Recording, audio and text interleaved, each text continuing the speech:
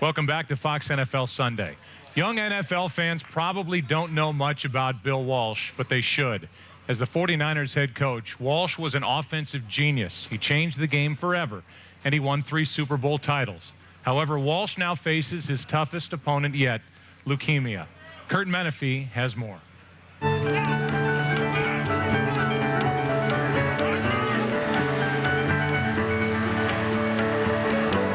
let people know that you're battling cancer right now. You're usually such a private person. Why did you decide to go public with that? Well, I had to, because so many people knew. And I couldn't have my secretary mislead people any longer. I mean, I had 50, 60 phone calls to my former players when the word gets around to me, newspaper people calling me, and I just had to come forward with it, or they would do it on their terms, and I would have to sort of try to correct what they said. Were you impressed at all with the response you got from the people here in San Francisco, at least? It's been unbelievable. It really has. Maybe it's just a certain time and place, certain age of the people and the memories they have. I don't blame them, because we had some exciting teams.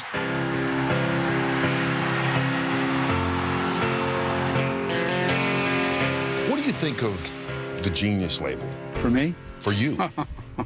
Because you know it's out there. All you're doing is targeting yourself. So it didn't make a bit of difference. Either you won games or you lost them. I died when we'd lose a game. I mean, I would die. If we'd win, I'd take my wife to dinner. About halfway through dinner, I'd get silent and stare off into space. She said, "What is it?" I said, "We're playing Dallas next week." So you get about half a meal out before you start reverting right back to, and I'm starting to draw X's and O's on the napkin. Do you miss that? I miss the technical side of it, every little thing, every detail. Unfortunately, in my case, I can envision 11 men at one time, and I can still see them. But that was at the height of my career. I had a real feel for what everybody was doing. But I really enjoyed designing plays to beat defenses. But I also enjoyed the players themselves and the teasing. We had so much fun. And obviously, you won 3 Super Bowls, and you were a fantastic coach. But you talk to football people, and they talk about your personnel skills, that you drafted 3 guys that arguably are the best ever to play their position in Ronnie Lott, Joe Montana, and Jerry Rice. Well, we had to find out. Joe looked like a Swedish place kicker when we drafted him. So how could you tell until he started playing? And Jerry Rice was a phenom, incredible athlete, but at Mississippi Valley State. Right. So a lot of people didn't take it seriously. And Ronnie Lott was the premier defensive back, and we were very fortunate to get him when we did.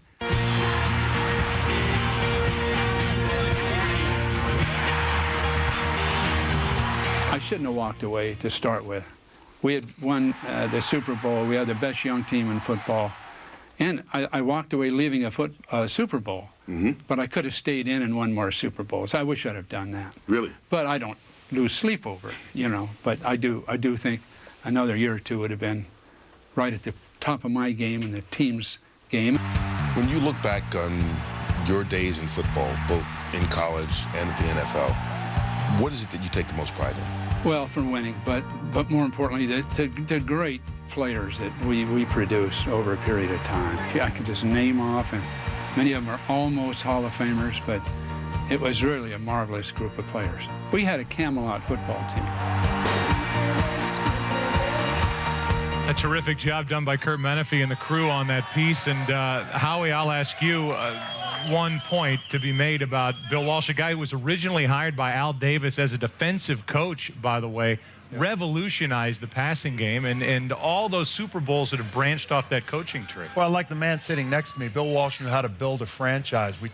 Curt touched on some of the draft picks, had Charles Haley to that, trading for Steve Young and Wendell Tyler. And, that dynasty from 1981 to 1994 is as remarkable accomplishment as I've ever seen in football. And then to add to that, I don't think anyone's offense, anyone's system has been copied more than Bill Walsh's West Coast system. His footprint is across this entire league. Bill Walsh's legacy as an offensive genius lives on everywhere in the NFL today. We change gears and go to rapid fire. I have the questions in my hand, and we start with number 1. This is Michael Vick's 6th season.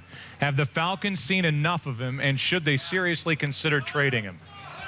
Absolutely not.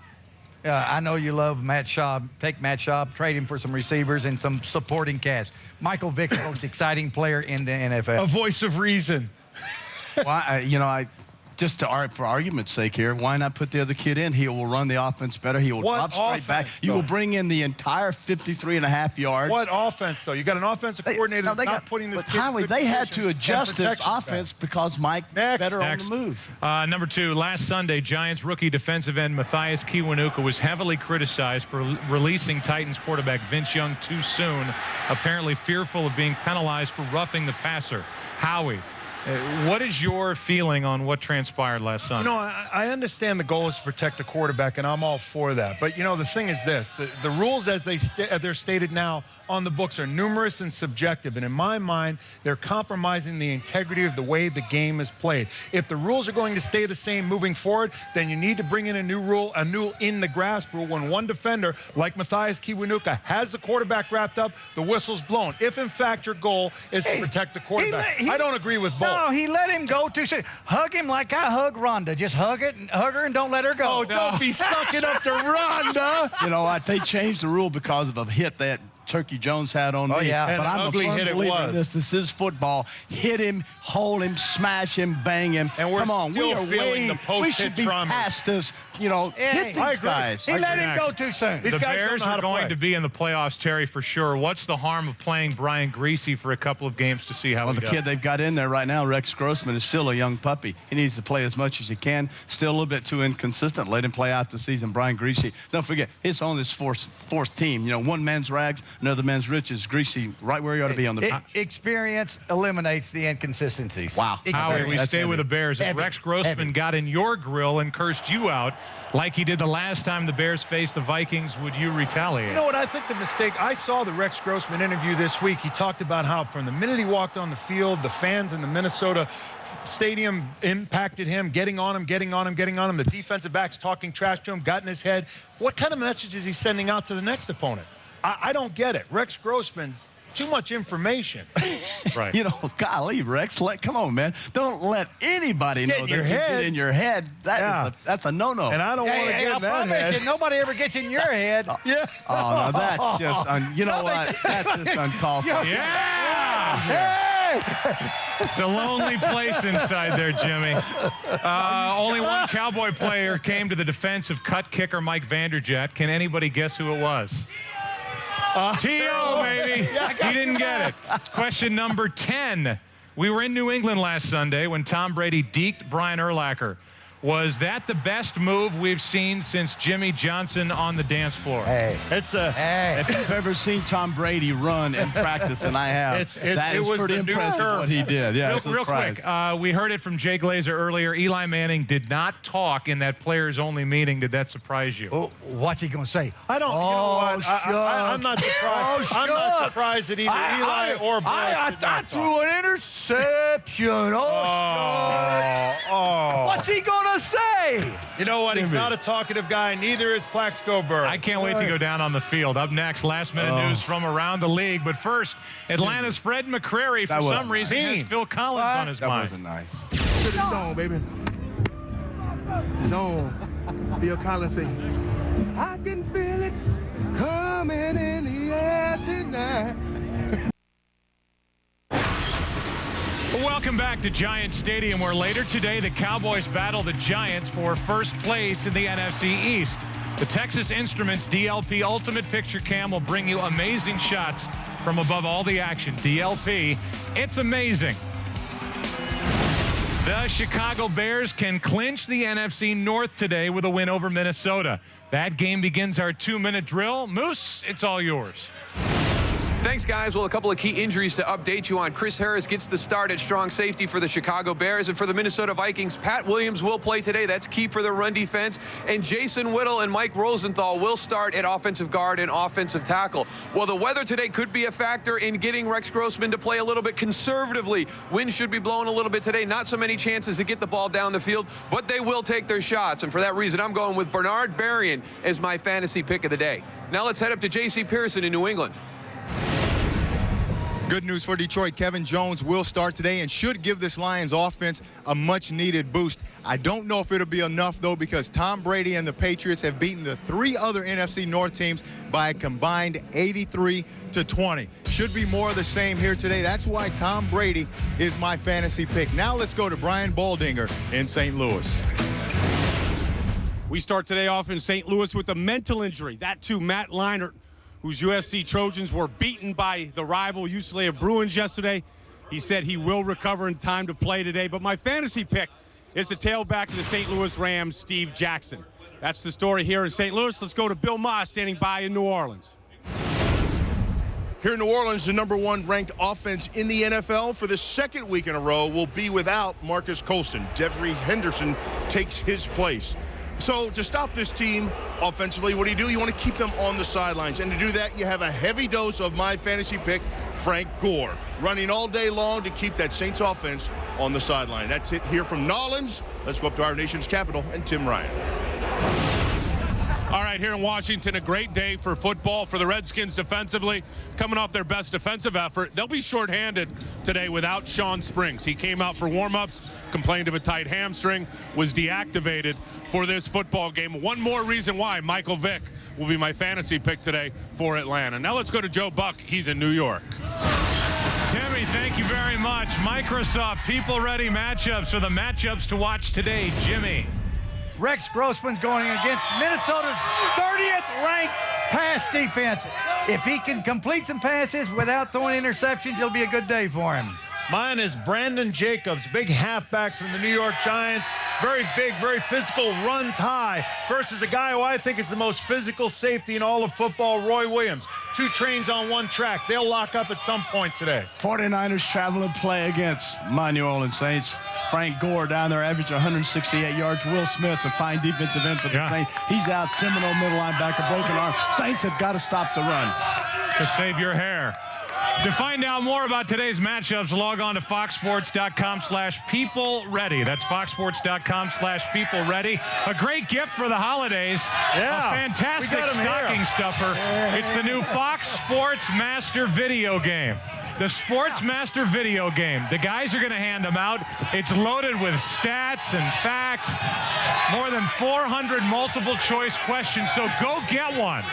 Chris Rose has all the updates coming up from LA. A huge game later today. The Cowboys visiting the New York Giants and the battle for the top spot in the NFC East. That is it. We'll take a break. For those of you just getting a late game, you'll come back here for others with early afternoon action. It's out to the stadium for you after this.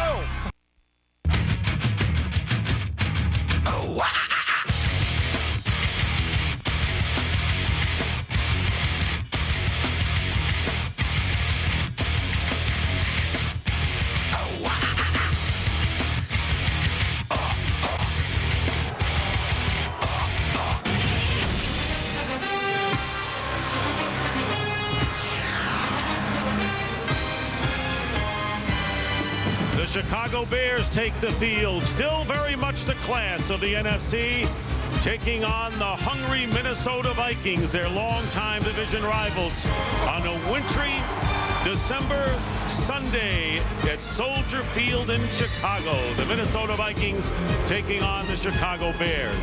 And welcome everybody, Dick Stockton along with Daryl, Johnston, and Tony Siragusa. The Bears in position today to clinch their 2nd straight NFC North championship with a win over the Vikings, who ended their 4-game losing streak last week, but still very much in playoff contention. Now the Bears come home after a 3-game Eastern swing, lost to the Patriots last week. And Daryl, in my recollection, I don't remember a more unappreciated 9-2 team than these Bears. Well, since the end of September, it's been a roller coaster season for Rex Grossman, and he can end all this discussion about the Chicago Bears by playing more consistently. He's playing the quarterback position aggressively by nature, but he has to realize that he doesn't always have to make the spectacular play. When the Bears want to stretch the field and hit the big play downfield, if it's not there, just check the ball down. Now in week 3, the Bears beat the Vikings 19-16 in the Dome.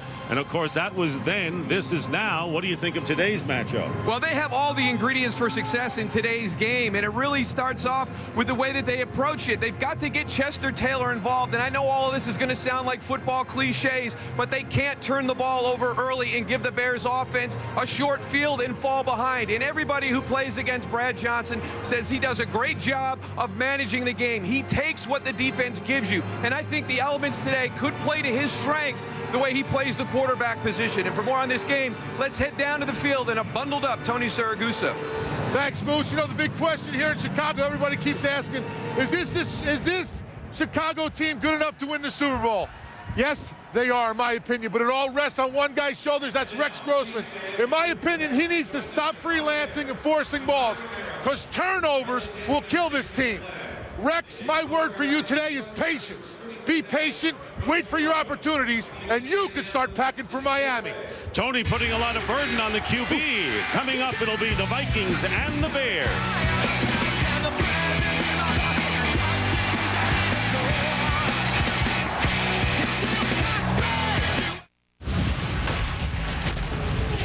You're watching Fox Sports, broadcasting in HD and presented by DirecTV.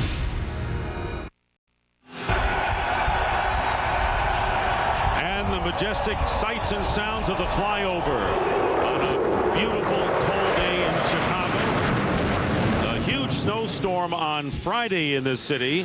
It is cleared up. The wind chill, however, 5 degrees, and the wind certainly a factor.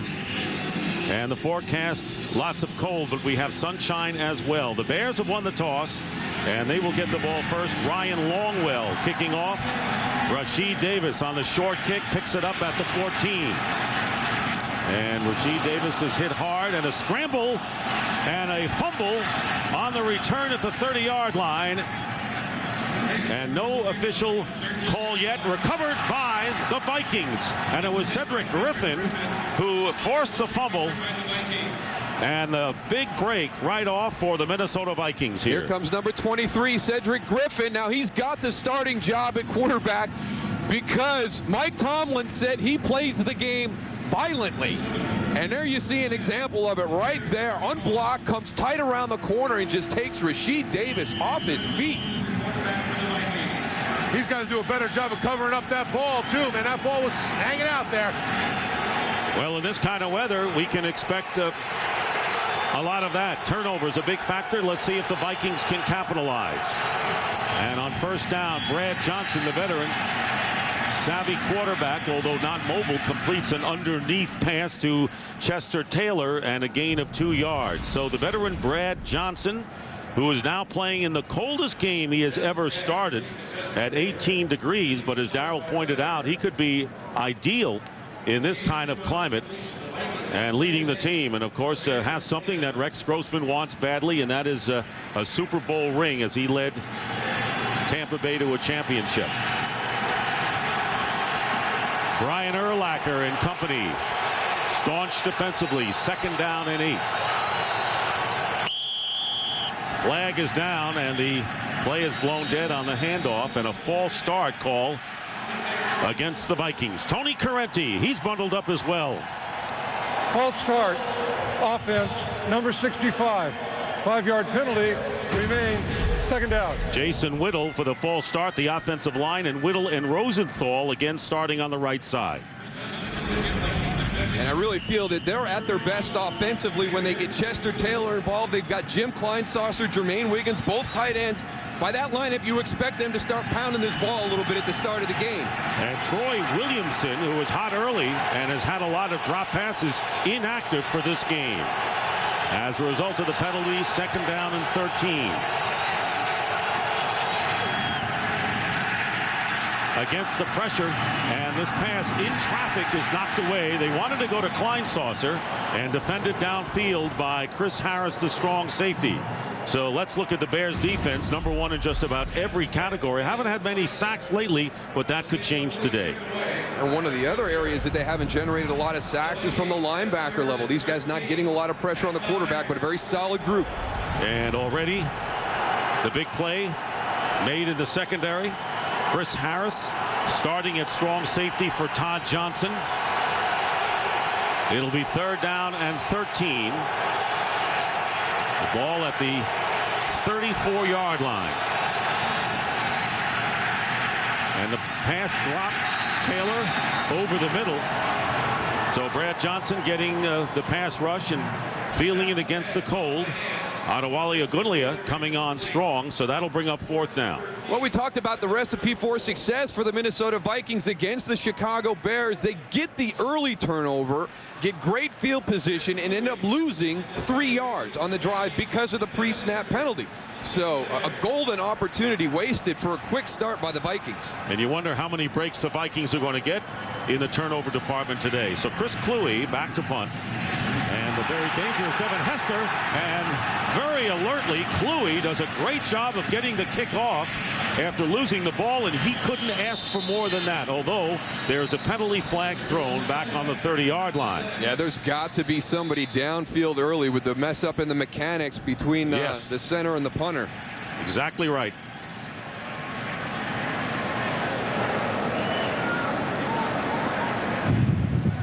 Ineligible member of the kicking team downfield prior to the kick. Number 51. Chicago has chosen the option to replay 4th down with a 5-yard penalty. And why not? But Kluwe with great presence of mind there to get the ball off with the ball lying on the ground. And the Vikings, most penalized team in the NFL. So Devin Hester now will move up to the 10-yard line, and the kick will come from midfield. But seeing that, this defense right now should be going after this kick, in my opinion. And you really can't blame the Vikings for releasing when they think a punt is coming. The kick is bouncing on the 8-yard line, and the Vikings are going to get the same good break as it goes out of bounds just about at the 10-yard line. So a turnover on the opening kickoff. The Vikings take advantage. The Bears go on offense. Fox NFL Sunday is sponsored by Southwest Airlines, proud sponsor of the NFL and official airline of Super Bowl 41. Good idea today to stay in front of the heater as the Minnesota Vikings wearing purple pants. Only the 2nd time this year. They wore them against Buffalo. And before that, you have to go back to 1964. Yeah, you don't want to get in front of that heater too early, though, because it's hard to walk away from it. Well, Rex Grossman, for all of the flack, most touchdowns by a Bear quarterback since Eric Kramer in '95, and looking to throw on 1st down from inside the 5. And the pass is thrown to the running back Thomas Jones. And taking a look now, a 1-yard gain at the rest of the Bears offensive line. And this is a group that has been intact the entire season. One of the few offensive line groups that can say that. And here's their playmakers. Muhsin Muhammad, a great veteran guy to have their possession guy. Bernard Berrien, the deep threat. But Desmond Clark, the tight end position has been very valuable for the Bears offense this season. 2nd down and 9 as Tony Correnti conferring with a couple of the officials. The pass was ruled incomplete. It'll be 2nd down at the previous spot. So after first ruling that the pass was caught, Thomas Jones did not have control. So there is a very cool customer, Lovie Smith, who never loses his cool and says, look, you can talk about your team all you want, criticize them all they want. We're 9-2. We like where we're at. So 2nd down and 10, and the quick pass out to Bernard Berrien. And Berrien gets close to the 1st down yardage with Henderson covering. Taking a look at the Viking defensive line. And Pat Williams is starting. There was some question as to that great run defender not playing. Had fluid drained from his knee. And the Vikings trying to find ways to keep Ben Lieber on the field, because in previous weeks everybody's throwing the ball against this defense. And in the secondary for the Vikings, the cornerback Cedric Griffin again starts for Fred Smoot, already forcing a turnover, but the Vikings couldn't capitalize. So a 1st down on the pass to Berrien. The handoff is to Thomas Jones, and Thomas Jones with a penalty flag down will get a 1st down pending the call, and it's thrown back at the 20.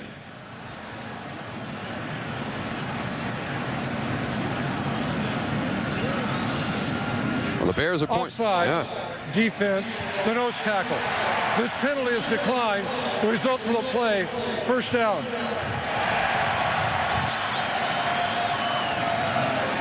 See right there. That's a really smart job by Olin Curt snapping the ball. Yeah, Pat Williams got in there. As soon as those defensive linemen cross the line of scrimmage, the center should snap the ball because it's a free play for the offense. You can throw it downfield, do whatever. You're always going to get an option of coming back. 11-yard pickup, and here's Jones, this time off the left side. And he is knocked out of bounds by Cedric Griffin after a 3-yard gain. Opening minutes here as the Chicago Bears coming home after 3 games in the East, a rarity in a schedule, to beating the New York Giants and the New York Jets, but losing last week to the New England Patriots after starting the season 7-0, and clearly headed for home field advantage throughout the NFC playoffs. 2nd down and 7 on the 33. On the design rollout, pass caught by Muhsin Muhammad, and Muhammad wrestled again out of bounds short of the first down by a couple of yards by Dwight Smith. I think that's one of the plays that offensive coordinator Ron Turner has put into this offense to kind of appease Rex Grossman. You know, he's a guy, his personality, he's a freelance guy. You know, he wants to get out and create, but this offense is really a structured, timing-based offense. I think you see the bootlegs and certain plays like that. Those are plays that fit to the personality of Rex Grossman. 3rd down and 2. Bears have been moving the sticks here in their first possession of the game, and going deep for Muhammad and overthrowing Muhsin Muhammad and Antoine Winfield downfield covering, so that will bring up 4th down. So the Vikings finally hold the Bears in a punting situation here. But there's a situation, you're going to take your shot down the field, but you put the ball in a position where it's only Muhsin Muhammad who's going to make the catch. It's on the outside. It's one-on-one situation. He plays it to the sideline. There's no way for the defender to get back and make a play on the ball. Brad Maynard will do the kicking, and Maweldi Moore going back for Minnesota.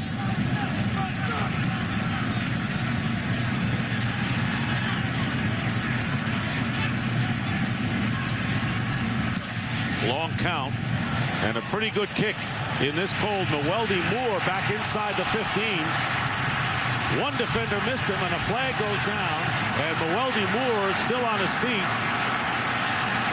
And the Minnesota Viking returner brings it out to the 41-yard line. A flag thrown back at the 20.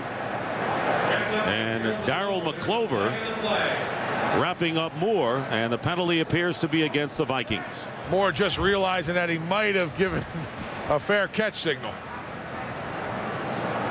During the return of the kick, illegal block in the back. Receiving team number 27. This penalty will be assessed half the distance to the goal. First down. So you can hear the wind in the microphone of Tony Correnti. Roniel Whitaker the penalty, and so the Vikings will start. Not good field position here.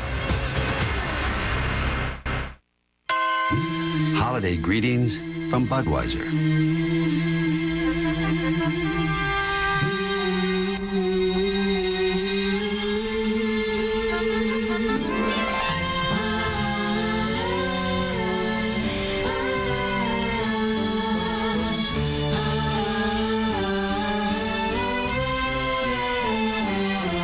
Family to yours, we wish you a very safe and happy holiday season.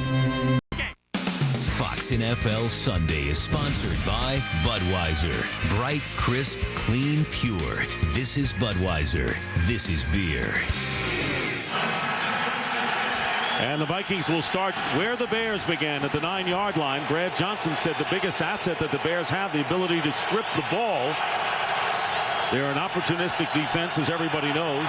On first down, Johnson inside the 5, and the pass is caught by Marcus Robinson, the ex-Bear, and knocked back. Tony, more on that. Well, talking about the Chicago Bears having the second most strips in the league, 2 things they want to do today is they want to go and they want to wrap up and make sure they hold on. The second guy that comes in wants to go and punch at this ball and rip it out. That's how they're going to force fumbles today. 8-yard pickup, Tony, thank you, on the play, and it'll be 2nd down and 2 for the Vikings. Extra tight ends in the lineup, 1 wide receiver. Jeff Dugan, number 83, is in at tight end. Here is Taylor And Taylor is knocked back, needed 2 yards, got no gain on the play. Well, the Vikings doing a little bit of a job on their own creating turnovers. This is the opening kickoff. Cedric Griffin comes in, and it's just more that collision right there. Then you see the hand follow through, but he really put a big hit on Rashid Davis. It is very difficult to keep the ball tight on a cold day. I mean, more turnovers will occur on a cold day. You've got to be really extra careful with your ball security. Well, this is a 3rd down play, 2 yards needed for the Vikings. And play action, but Brad Johnston gets hit and gets rid of the ball. It's intercepted. Intercepted by Daniel Manning. And a return of 11 yards. So the pressure on Brad Johnston, the interception thrown, and Daniel Manning, the rookie, picks it off. Well, that was all created by the pressure. Tank Johnson, 99, is the one who's going to get there to get the hit. Brad Johnston does a good job of avoiding the first one, but that play is dead in the water. I did not expect to see a decision like that from Brad Johnston early in the game in his end of the field.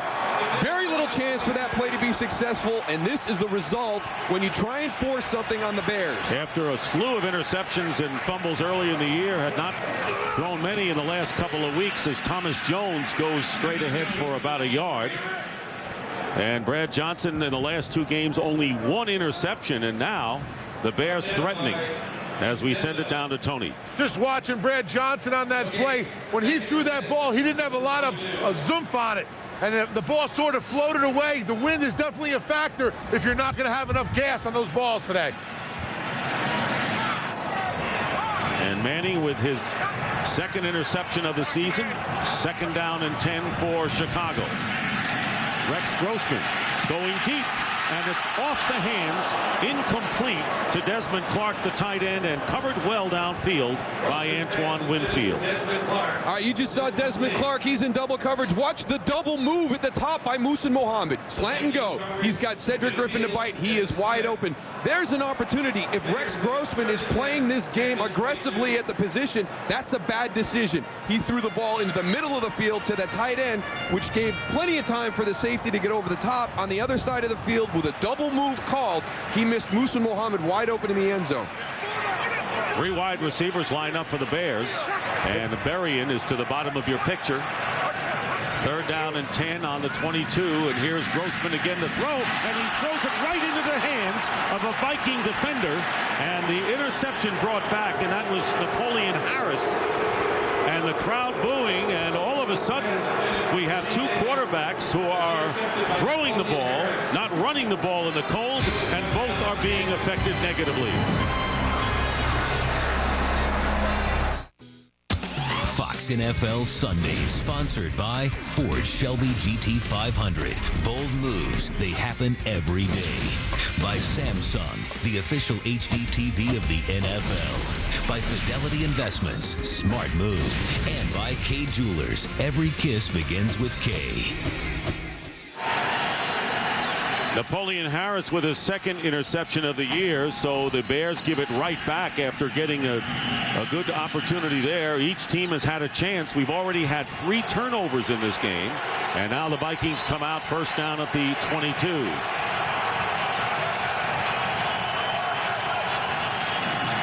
And Brad Johnston pass is batted down at the line of scrimmage.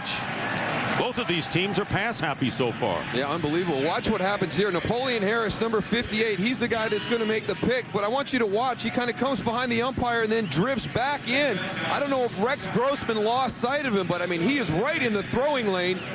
And then as Tony pointed out, look at all those big bodies in front of Rex. So your middle linebacker goes one way, kind of gets lost in behind the umpire. I don't know if Rex assumed he kept moving to that side of the field, but he threw it right to Napoleon Harris. The only thing I can think about, they want to throw the ball to set up the run. And here is Chester Taylor, who has gone over 1,000 yards for the first time in his career, picking up 7 yards. Israel Adonijah coming in to make the play. You know, Moose, you made a good point, and I think that's why Ron Turner has Rex Grossman on the sprint outs to go and get him a better view of downfield and really cut the field in half and limit his opportunities downfield for bad throws. Third down and 3 for Minnesota. No score. With nearly 8 minutes to go in the first quarter, Brad Johnston getting time, and on the slant, a fumble, and the Bears may have it back. The pass appeared to be complete and coughed up Marcus Robinson, the ex-Bear. And let's see if they rule it recovered by Minnesota or an incompleted pass. They're winding the clock, so that would have to be recovered by Minnesota. It looked like the Bears were right there. Marcus Robinson was hit immediately by Charles Tillman. First down. And Jermaine Wiggins alertly recovers the loose ball. There's an example of what Tony talked about. They're going after the ball, but I don't know how the Bears didn't get that ball back. Jermaine Wiggins, what a great job of getting in there and digging that thing out. Hey, Tank Johnson had the ball. He lost it. So a gain of 6, and the Vikings with a first down. Here's Taylor with a cut upfield and gets to the 41-yard line. And so the Vikings with Taylor running smartly right now. And right now for a game break, let's check in with Chris Rose in Los Angeles. All right, Dick, here's some good running from the Redskins. Liddell Betts takes it in. The Falcons don't lay a finger on him. I guess they could have used Michael Vick's middle one on that play. Atlanta's dropped 4 straight, and they're down 7-zip to the Skins. Back to Dick, Moose, and Goose. All right, Chris, and the Redskins showing some life, winning last week, leading here.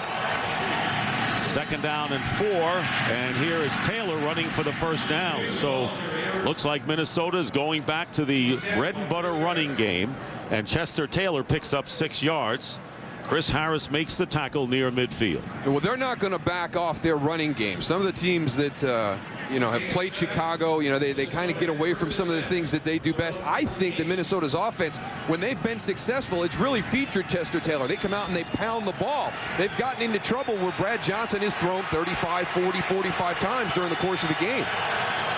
Another first down for the Vikings on the 48. Brad Johnston's going to swing it out, and dropping the ball was Chester Taylor. Chicago Bears defensive line is doing a great job of getting in Brad's face, forcing bad throws. You saw on that one, he went and jumped, got his hands up, and forced the bad throw to the outside. When he gets into his rhythm and they're throwing those 3-step drops, those 5-step drops, the Bears defensive linemen, when they get in, like you always say, Tony, if you know you're not going to get to the quarterback, get your hands up, because that ball's coming out quick. It's coming out on time. They're going to be short passes. You'll have a chance to deflect some. And on that last pass, it appeared that Agulia had got a hand on it. There are Brad Johnston's numbers. 8 touchdowns and 11 interceptions. 8 seconds. 8 seconds. 10 seconds, excuse me, thank you. 10 seconds. Do I hear 12? But how polite, Tony Correnti. Thank you. So they set the play clock. Seconds, thank you. 10 seconds. There it is.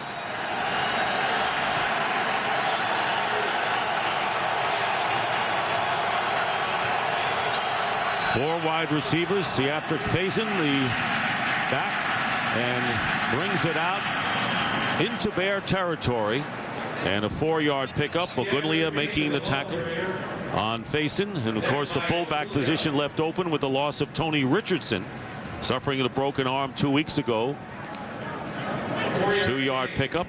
And the Vikings operating in Bear territory. Game settling down right now. 3rd down and 6 coming up. 5:41 remaining in the first quarter.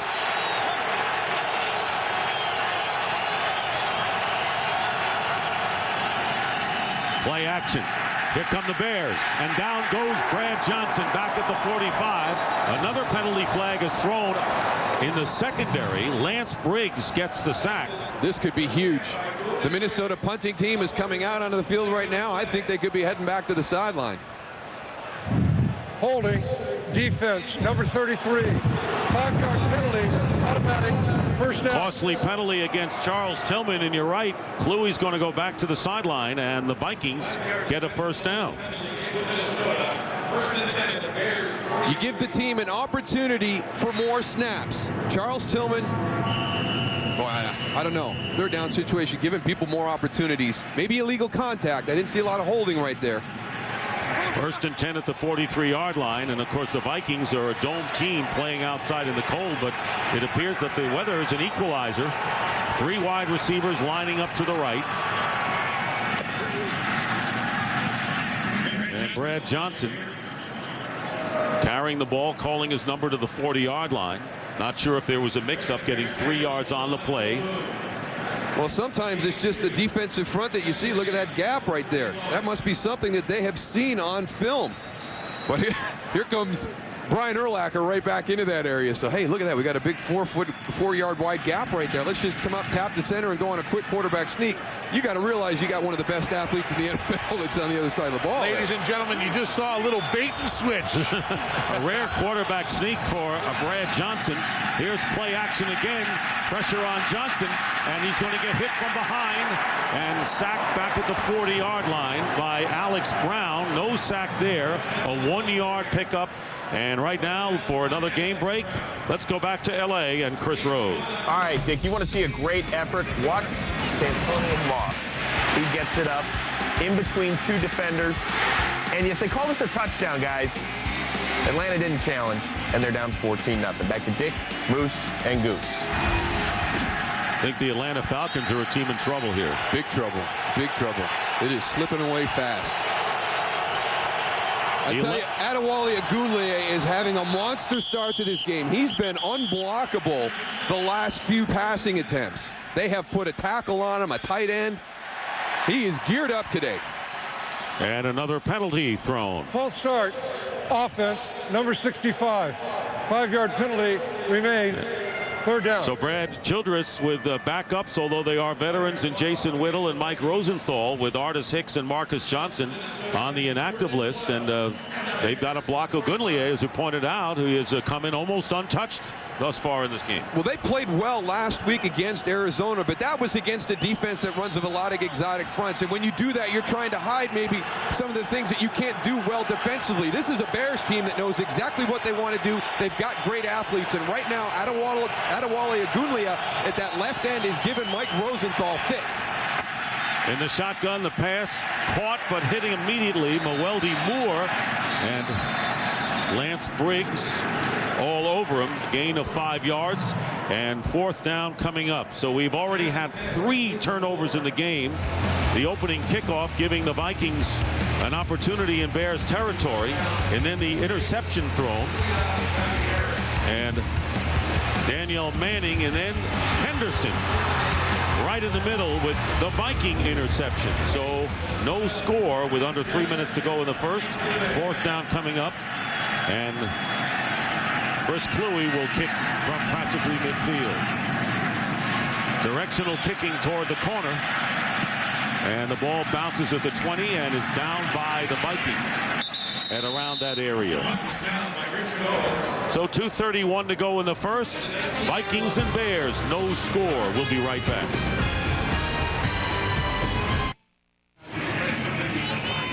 Back here at Soldier Field, Dick Stockton along with Daryl Johnston and Tony Siragusa. It's been kind of a strange game with 3 turnovers and teams putting the ball in the air early, although the Vikings in their last possession started to run the ball a lot more. We'll see what's in store for Ron Turner and the Bears. Cedric Benson coming in the game, as he usually does, on the 3rd possession offensively for Chicago. Starting from the 19. Here's Benson. Benson gaining 46 yards on 10 carries last week and exceeding his yardage of last year. Well, the fewest rushing yards per game allowed. Vikings #1 in the league. In fact, they're doing a better job than Tony's Ravens back in 2000. Yeah, way to rub it in there. They're doing, I'll tell you what, they are doing a great job, and that's not an easy task right there. And those 2 guys in the middle, Pat Williams and Kevin Williams, I mean, you just got to take your hat off to those guys. Vikings used to be a passing team with poor defense, and that certainly has changed. Cedric Benson carrying the ball up to the 26-yard line, where Spencer Johnson, the defensive tackle, is there. Gain of about 3 or 4. You know, watching this defensive line for Minnesota, they do a great job, both the line and the linebackers, of identifying run or pass. And when it's run, they do a great job of relaying it down the hill, and everybody in that front 7 knows whether it's going to be run or pass, and that's why they're so good against the run. Temperature 19 degrees, but that doesn't take into consideration the wind chill factor with the wind. 3rd down and 3. Thomas Jones comes in at running back, and Mark Bradley, the speedster at wide receiver as well. 3rd and 3. Here's Jones. He's got the first down. Thomas Jones with a burst past the 40-yard line, getting 16 yards, and the veteran Darren Sharper finally putting a halt to it. A great cut, because this is going to come out this way, but watch the jump back into the center of the field right there. Napoleon Harris, number 58, overruns it. Great anticipation by Thomas Jones to get back to the inside. Make sure we get that stat back up after that run, too. I want to know how close they are. Well, Lovie Smith saying even though the Vikings are #1 against the rush in the league, he says we do what we do, and that is #1 running the ball. And that's what they're doing here. Cedric Benson coming in after the 16-yard run by Jones. And Benson gets 7 close to midfield. Well, that was one of the other points of discussion this week in Chicago. Cedric Benson voicing again some frustration about not getting an opportunity to get some more carries. If he wants to get more carries, he has to become a more complete running back. Right now, Thomas Jones is a good runner. He's a good pass receiver. You can trust him in pass protection. Cedric Benson has to realize that it's not just about running the ball in the NFL. There's a lot of other things that you have to be good at. And protection is right up there as well. Time runs out, and that is the end of the first quarter. No score between the Vikings and the Bears. And Fox NFL Sunday will continue after these messages.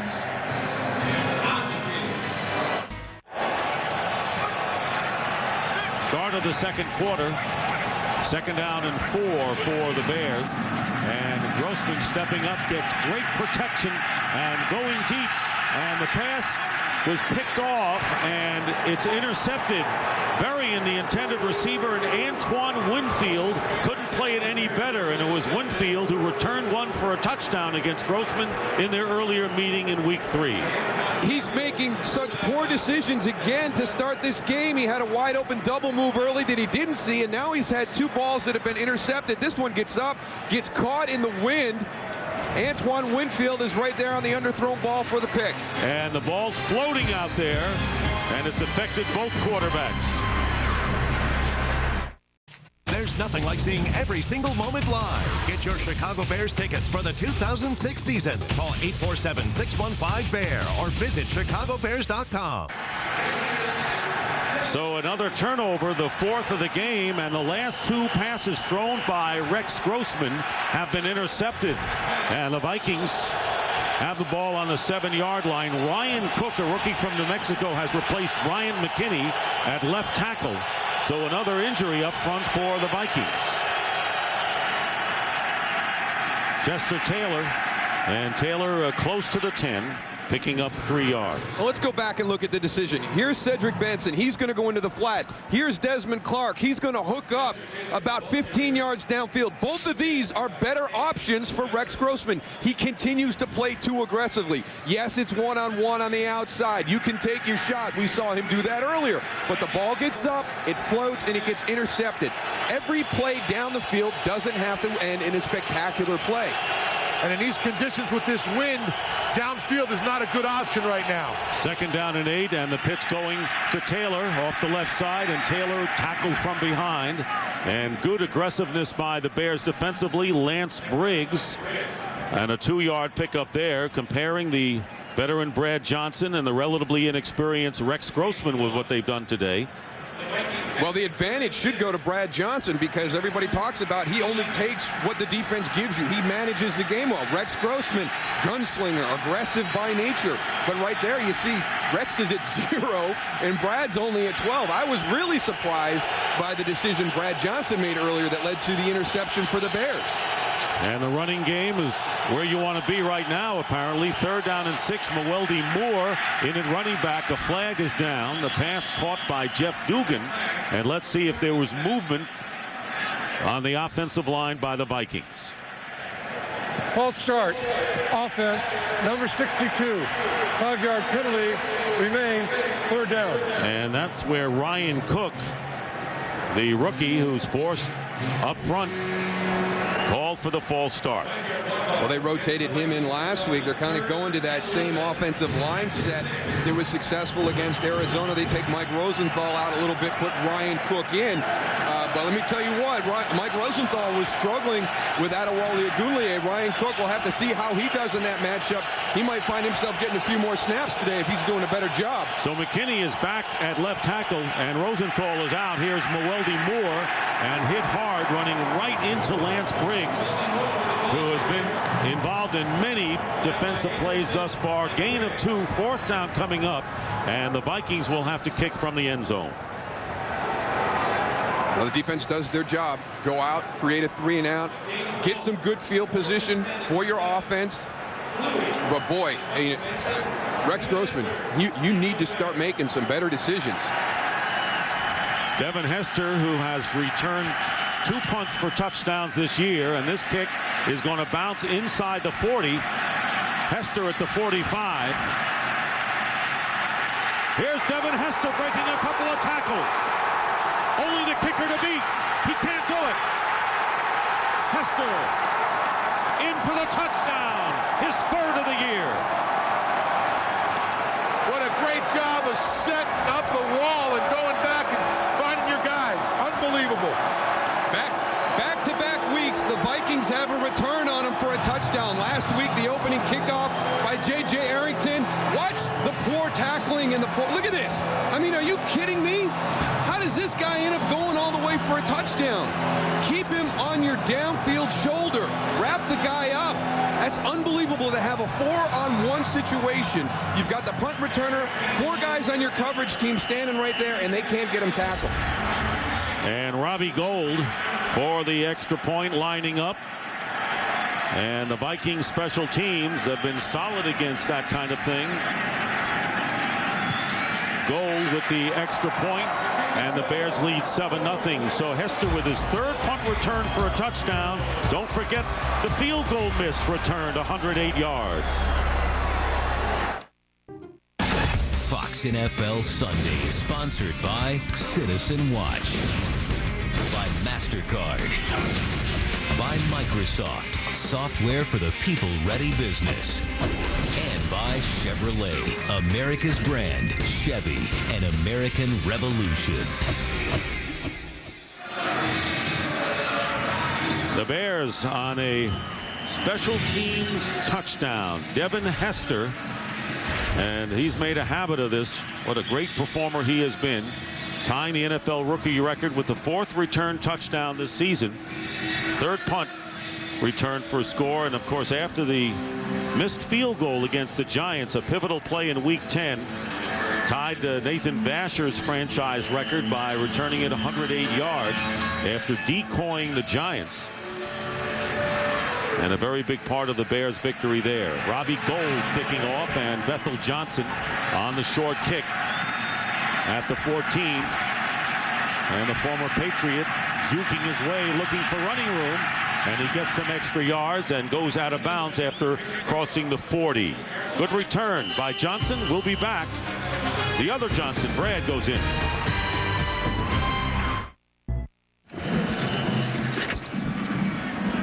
Back here at Soldier Field, where the Bears lead the Vikings 7-0. Minnesota starting from their 38-yard line. Their longest play from scrimmage has been 8 yards thus far. And the handoff to Chester Taylor, and not much there.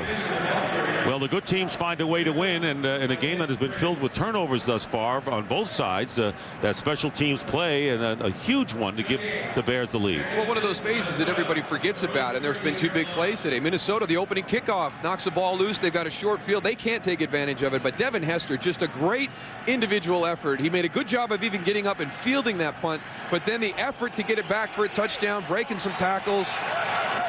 Not to be denied. 2nd down and 10. And here's Taylor breaking one. Chester Taylor trying to outrace the Bears into their territory. A huge play for the Vikings. And Brian Urlacher and Daniel Manning racing downfield, but a 42-yard gain for Taylor. Big gap right here for Brian Urlacher to get up and fill. Gets caught. Another good job by Chester Taylor getting to the backside. They get Lance Briggs sealed from the inside out.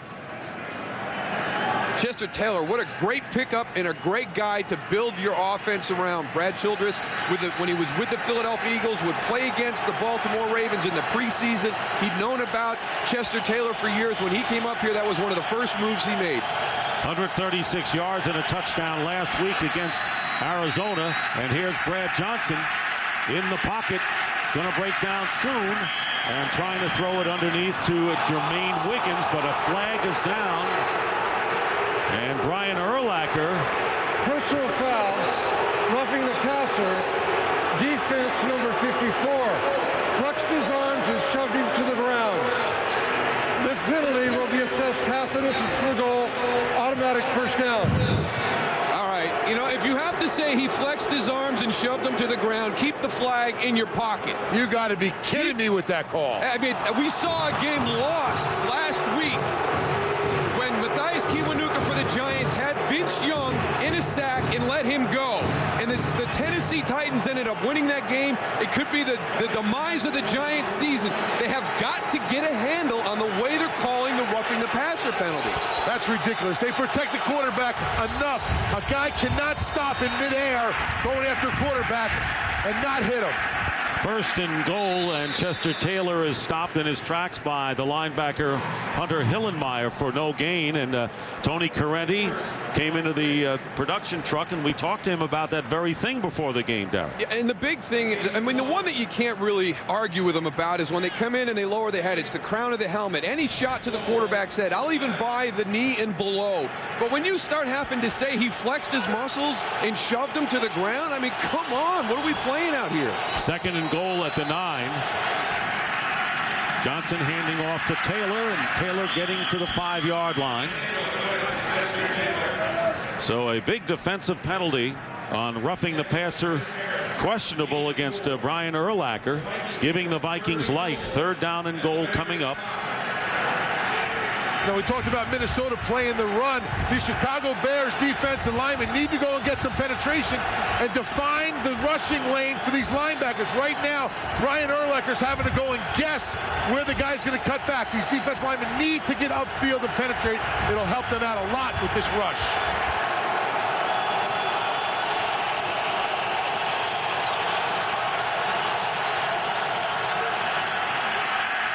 And the shovel pass to Wiggins, and he is stopped in his tracks. You saw there were the Vikings just about at the bottom of the NFL in red zone offense. No gain on the play.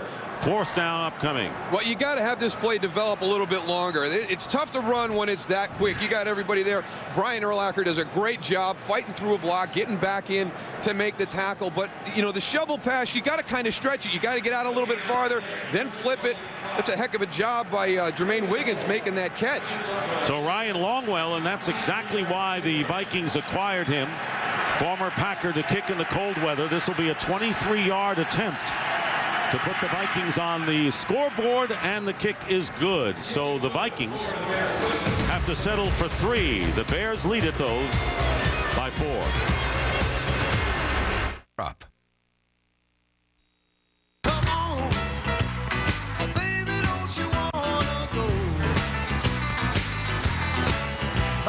Same old place, sweet home, Chicago.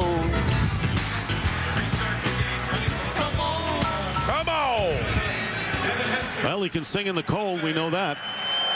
Got to do something to stay warm down here. Brian Longwell will kick off. Devin Hester is back. Rasheed Davis has returned most of the kicks this year for the Bears, but Devin Hester, who returned a punt 45 yards for the only touchdown in the game. Rasheed Davis might not ever get a chance to return another kickoff the way this guy's returning kicks this season. And of course, Rasheed Davis, who fumbled the opening kickoff of the game. Low kick, and Hester at the 7.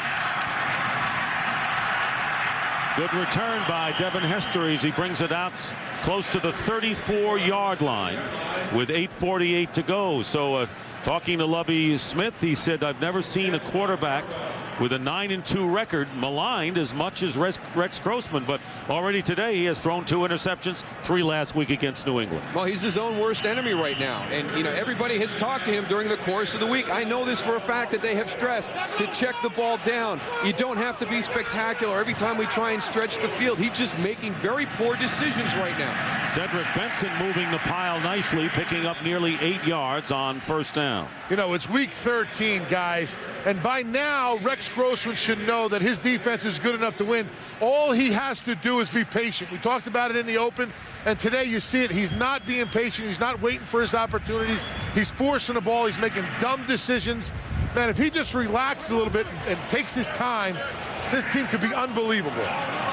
2nd down and 2 on the Bears' 42-yard line. Here's Benson again, and he'll pick up the first down to the 45-yard line for another game break. Here's Chris Rose. All right, Dick, thank you. If there's a better player in the league than LaDainian Tomlinson, I haven't seen him this season. 51 yards on this touchdown, 25 touchdowns of the year. That is 3 shy of Sean Alexander's NFL record. Oh, by the way, the Chargers lead the Bills 10-zip. Back to Dick, Moose, and Goose. You wonder if they're polishing the MVP trophy already for that guy. Yeah, you know what? Everybody continues to talk about, Peyton Manning and some people that are out there in the NFL. But to me, it's hands down right now. I mean, it's LaDainian Tomlinson, without a doubt. First down on the 45 after the 3-yard pickup by Benson. He gets the call again. But the penalty marker down.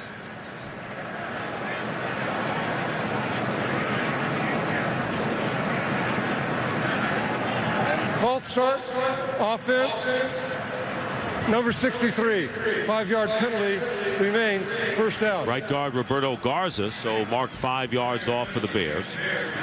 We just saw Lovie Smith there, and we talked earlier about how calm he is on the sideline. We're talking to Lovie yesterday. He said, you know what, Goose, I'll never go and show my emotions, but sometimes when they make stupid moves or stupid penalties, my skin underneath what you see is crawling.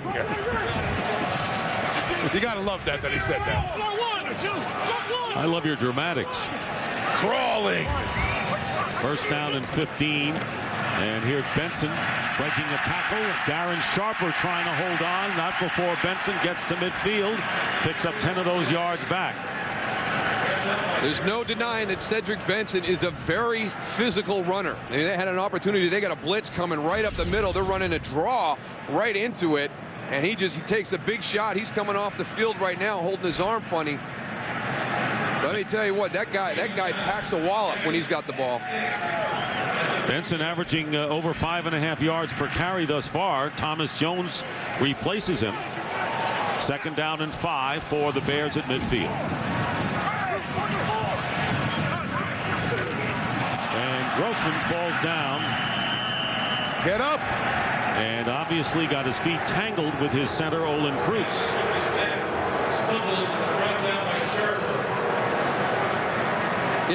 I'm thinking the same thing, Tony. I mean, how many times, this happens in the NFL. That you got a lineman that steps on your quarterback's foot. You can see it right there. Stepped on, you just trip, but the reaction. I mean, okay, darn it. Yeah, this I'll tell you what, these fans in this stadium right now are not happy with Rex Grossman and his effort today. 3rd down and 8. Back to the 47. Grossman, he's got plenty of time.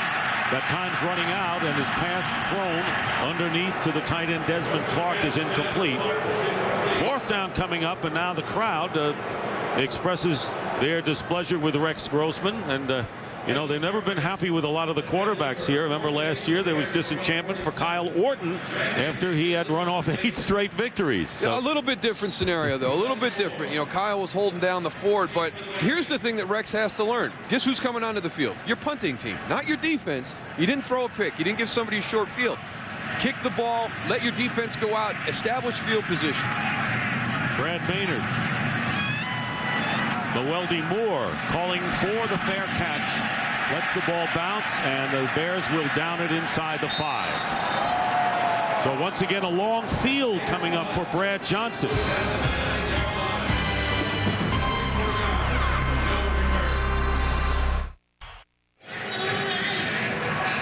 5:30 2:38 remaining in the second quarter. The Bears lead the Vikings 7-3. Devin Hester with a 45-yard punt return for a touchdown. Ryan Longwell with a field goal, and the Vikings are starting inside the 10-yard line for the third time this afternoon.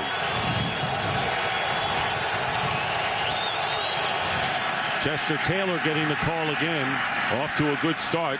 Taylor with 72 yards and 10 carries, picking up 4. Tony, you're down on the field. You can feel the wind a lot better than we can up here. Well, it's not an advantage or a disadvantage to anybody right now. You can see this. Watch. The wind is going across the field. You see that? Yes. All right, I'm hyperventilating right now, but it's definitely a crosswind down here on the field. And it's picking up. We get the idea. Oh, God. Second down and 6. Seatric Faison now lines up as the tailback. And here's Faison. And trying to cut to the outside, but Brian Urlacher quick to the running back. And Chester Taylor being worked on the sideline. Hey, Moose, he flexed his muscles on that tackle, too. Maybe that should be a penalty also. Yeah, Brad Johnston should have picked that flag up and handed it to the officials. So you can't call that one, please. I'm never going to live that one down in the locker room. Faison with a 1-yard pickup, and Mewelde Moore coming in, as you saw Taylor right now on the sidelines. It'll be 3rd down and 5 for the Vikings.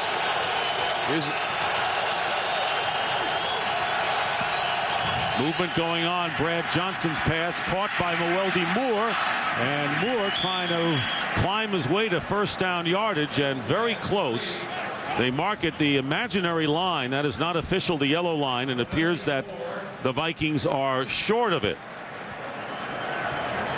Well, he's had a couple of good efforts today with the ball in his hand. He had the kickoff earlier in the game, broke a few tackles on that play right there. I mean, he's got the ball coming to him. He's got to turn around and make a quick decision to avoid a tackler. Got awful close. Bears defense did a nice job of swarming to the ball. If they weren't there, he would have went right down the sideline.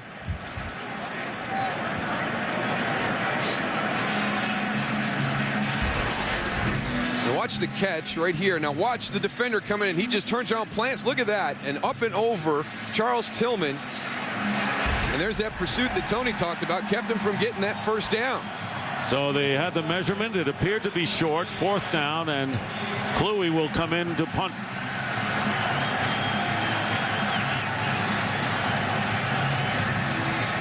And once again, the Bears looking for good field position. Devin Hester going back to his 40-yard line. Devin Hester, too, has to be aware of that wind, because that ball, when it gets punted, is going to float to his left.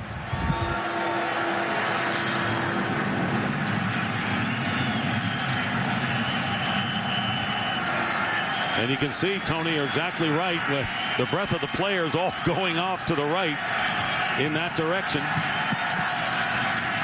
Here's Kluwe, and it's going to be a short kick, and it's going to take a Bears bounce, and it may be bouncing off a Chicago player, and if that's the case and the Vikings recover, they'll have the ball back.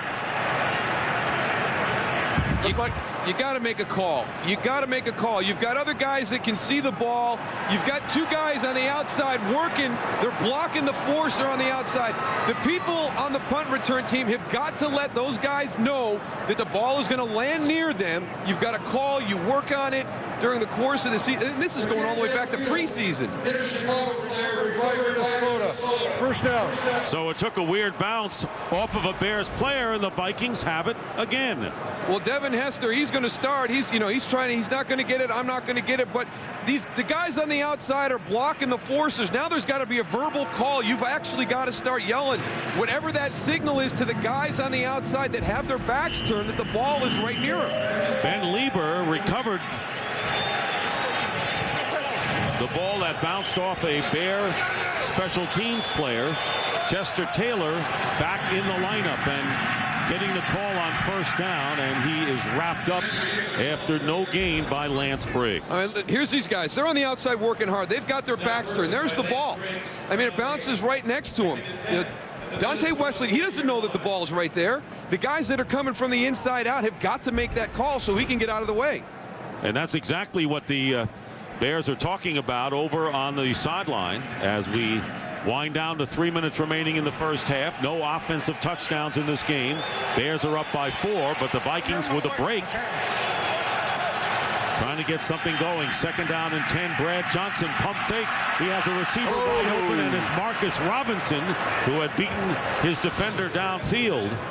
Robinson, who played 5 years with the Bears and set a franchise record 7 years ago with 1,400 yards receiving. Double move. They get a blitz off the corner. Nathan Basher comes off the corner. Daniel Manning, the safety's coming up, but they do a hitch and go. They turn it into a double move. What a good adjustment on the outside. Brad Johnson knows he missed one right there. Look at the reaction. And that's the first shot that Brad Johnson has taken downfield in this game. So it's 3rd down and 10. Vikings are only 1 for 7 on 3rd down conversions today. Here's pressure on Johnson, and the pass, unable to hold on to it, is Robinson. So 2 attempts to Marcus Robinson for naught. 4th down coming up, and Kluwe will come in to kick it away. Bears coverage to Ricky Manning Jr. 4th and 10 at the 40. Hopefully they had that discussion on the sideline about that short kicks with this weather and late in the season. A lot of crazy things in the league happen on special teams late in the season. Devin Hester, 3 punt returns for touchdowns and a missed field goal brought back, and this one shanked off the side of the foot by Kluwe. I'll tell you what, on that kick, those Bears defenders were running, sprinting away from that ball now, Moose. Well, you know, fool me once, shame on you. Fool me twice, shame on me. The Bears aren't going to get burned by that same situation. Chris Kluwe just shanks one straight up in the air. Now this thing's going to come down. It could take a crazy bounce. It could go anywhere. Look at all the guys. There's all the signals. Now watch where the ball hits. There's not a Bear player in sight. Here they all out in the perimeter. They're sprinting to the sideline when they show that short kick. Well, they've learned their lesson, so a 20-yard punt giving the Bears good field position starting from the 40 with 2:42 to go, and the handoff to Thomas Jones, and he is stopped in his tracks by E.J. Henderson, and a loss of 3 yards. The second half of our Fox NFL doubleheader, Giants and Cowboys. Wow. Unbelievable. What a great game this is going to be. This is for all the marbles in the NFC East. The Giants win this game, they are right back in it. They must win that game, I'll tell you that. But what a rough week it has been for the Giants, who beat Dallas in their previous meeting. Here is Grossman in the pocket and hit from behind, and the pass is caught at the 45-yard line by Bernard Berrien, and the forward progress will be marked at the 44, giving him a 6-yard gain. You know, we saw in the first quarter Rex Grossman rolling out, and we haven't seen that since. Now he's in the pocket. Looks like a different quarterback. 2-minute warning in Soldier Field. Fox NFL Sunday is sponsored by Season's Best from Cadillac, helping you navigate through the holidays, life, liberty, and the pursuit. 2 minutes remain in the first half here at Soldier Field with the Bears in front 7-3, a game that has featured 5 turnovers thus far. Each team has the full complement of 3 timeouts remaining. From the 45-yard line, pressure on Rex Grossman, and down he goes down at the 32-yard line, and Darian Scott and the Vikings sent a bunch. Loss of 10. Oh, this is just coming from everybody. I mean, they collapse the pocket, turn the guys loose. Darian Scott, I mean, he's free to Rex Grossman, and then he's joined by 3 of his teammates. They just overran Chicago's offensive line. And the Vikings call a timeout. It is their first timeout, and it comes with 1:49 remaining in the first half. Coming up on the Visa halftime report, Curt, Terry, Howie, Jimmy will have scores and highlights from around the league, and the Fox Sports ticker has up to the second scores and stats. We had a scoreless first quarter, 3 of the 5 turnovers occurring in that stanza. Devin Hester broke the scoreless tie with a 45-yard punt return for a TD. His 3rd of the year from a punting standpoint, as Brad Johnson hears from Brad Childress. And then a field goal for the Vikings. Brad Maynard on 4th down kicking. Mewelde Moore back deep. And a great kick. What a kick. And this one will go in for the touchback. That is a 65-yard kick. Where did that come from on a day like this? I have no idea. 65 yards. Well, the big story in the first half, you mentioned the turnovers, but also special teams. Here's your opening kickoff. Cedric Griffin knocks the ball loose, gives Minnesota a short field. Look at the poor tackling by the Minnesota Vikings punt coverage team. Results in the touchdown for the Chicago Bears. And then Minnesota gets another opportunity when the ball inadvertently hits Dante Wesley. But you look at that package. Chicago generated a touchdown off of a special teams play. Minnesota has had 2 opportunities and has done nothing with them. And the Vikings have outrushed the Bears 86-59. Brad Johnston looking for a receiver, has Mewelde Moore out of the backfield, and he's got the first down out to the 35. Picking up 11. Trying to stay warm, huh? There's Tony Siragusa, who's wrapped up well. You know, they let me borrow that heater for about 3 minutes. Doing some exercises down here, trying to keep cool. Get your feet near it. Yeah. Once your feet get cold, you're lost. You're lost once your feet get cold. Next exercise you do may be your first. A little stretching. First down at the 31. Empty backfield now for Minnesota, and the slant is dropped by Marcus Robinson. He's had a tough time holding on to the football today. Brad Johnston taking only one legitimate shot downfield. Marcus Robinson, though, has played very well as of late, leading the Vikings with 4 touchdown catches. There's Brad Childress. By the way, grew up in Aurora, Illinois, and a big-time Bears fan when he was a youngster. Second down and 10.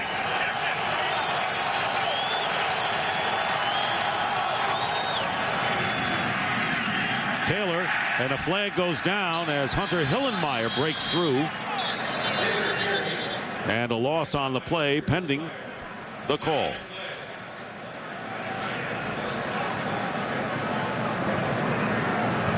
Offside, defense, number 91, lined up in the neutral zone. 5-yard penalty, repeat, second down. So that was Tommy Harris, and of course there's been a lot of attention put this week on the fact that the Bears, who got to the quarterback a good deal early in the year, have had a drought in that department lately. Yeah, but they're kind of following the numbers they did last year. You know, they got off to a great start, but as of late they've been in a little bit of a slump. But, you know, the area that's really surprising is the linebacker, the secondary. The pressure that you can generate in the blitz package hasn't gotten home for the Bears this season. Second down and 5. Payson running up the middle, trying to protect the ball, does, and picks up the first down to the 46, getting 10. There's Tommy Harris. If you're going to run the ball inside, you better be able to move him. Jason Whittle, Mike Rosenthal, good job on the double team. Up to the linebacker, Lance Briggs. Matt Burke, the center, one-on-one, does a good job securing Tank Johnson. Pretty good job by that Viking offensive line on that run. First down for Minnesota.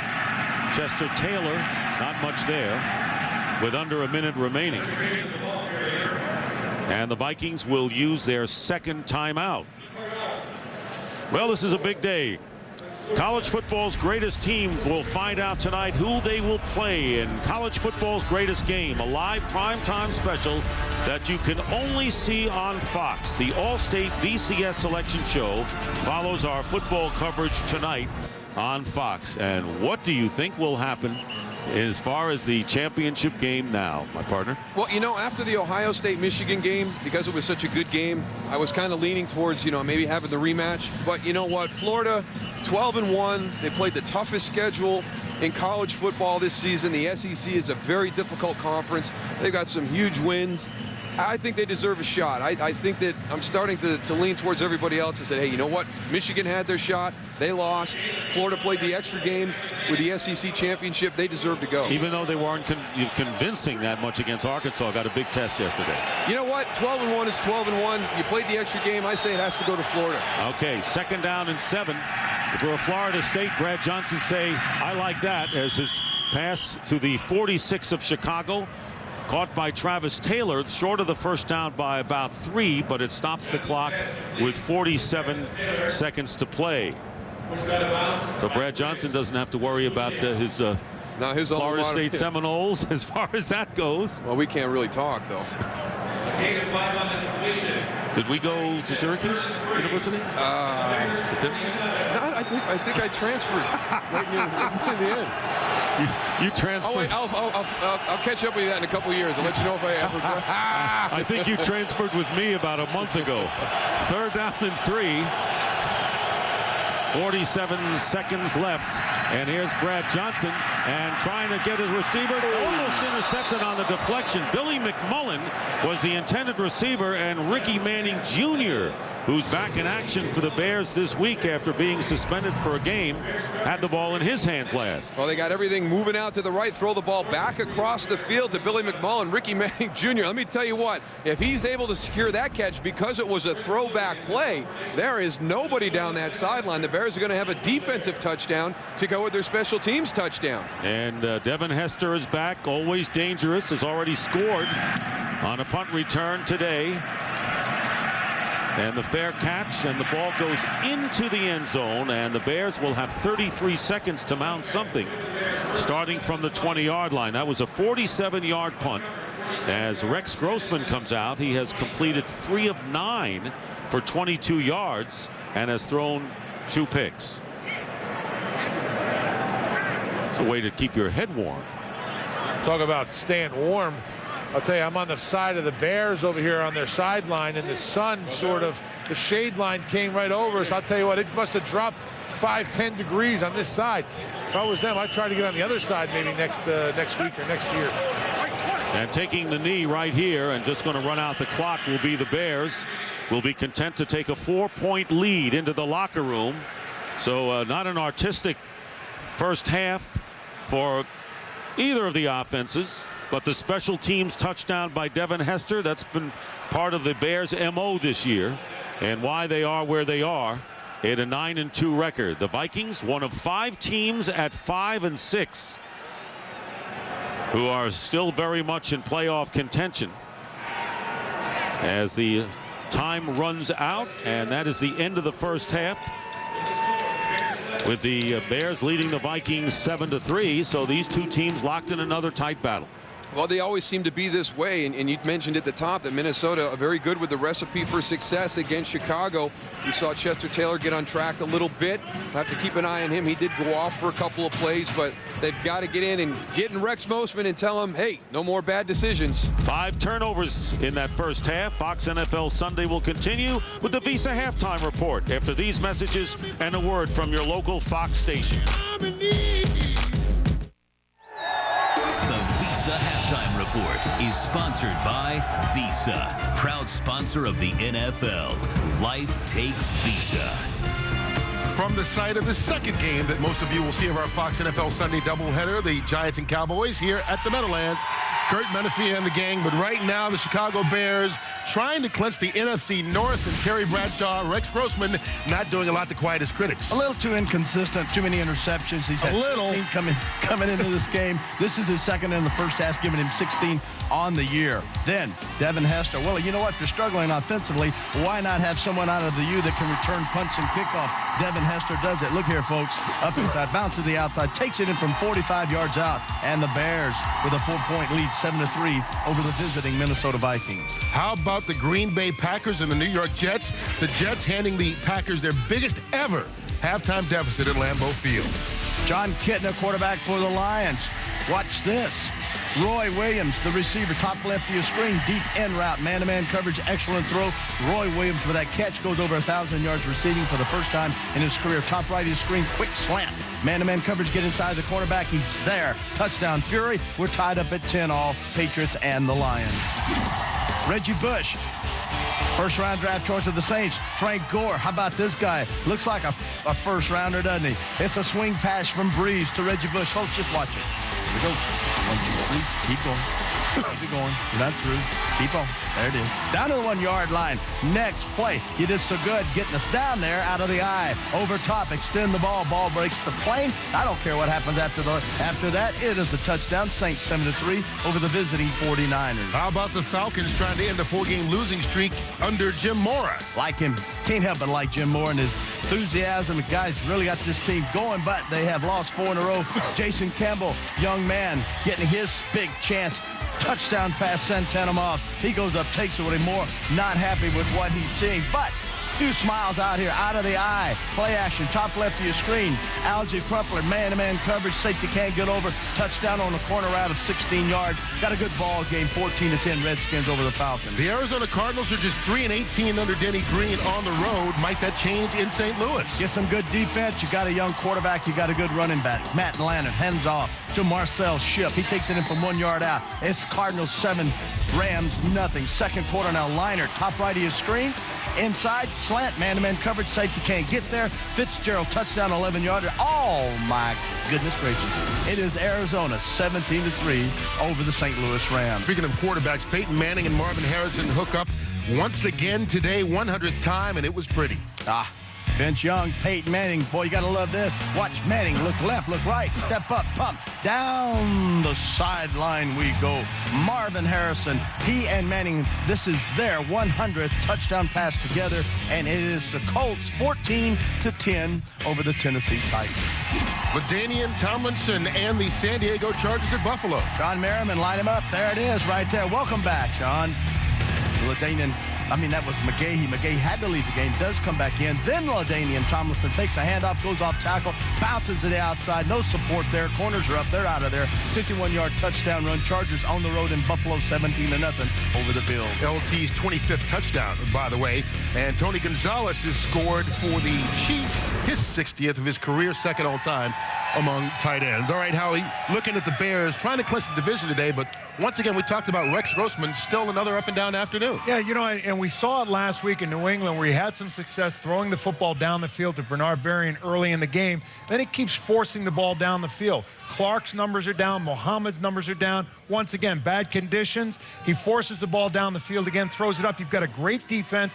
They score one kick off a fumble on a free opening kickoff return. That's it. Your defense is good.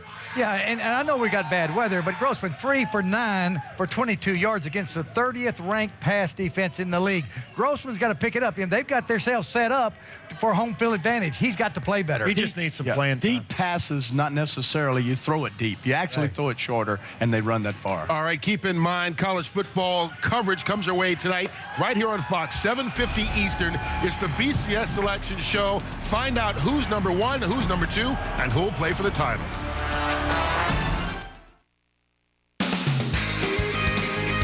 Visa, proud sponsor of the NFL.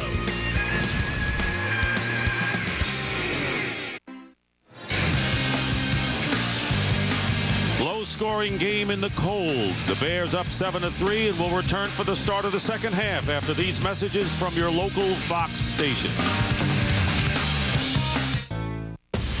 Every single moment counts. Every single play matters. And there's nothing like seeing every single thing live. And down he goes! Touchdown Bears! Oh yeah, baby! Oh yeah! And it's a division title for your Chicago Bears.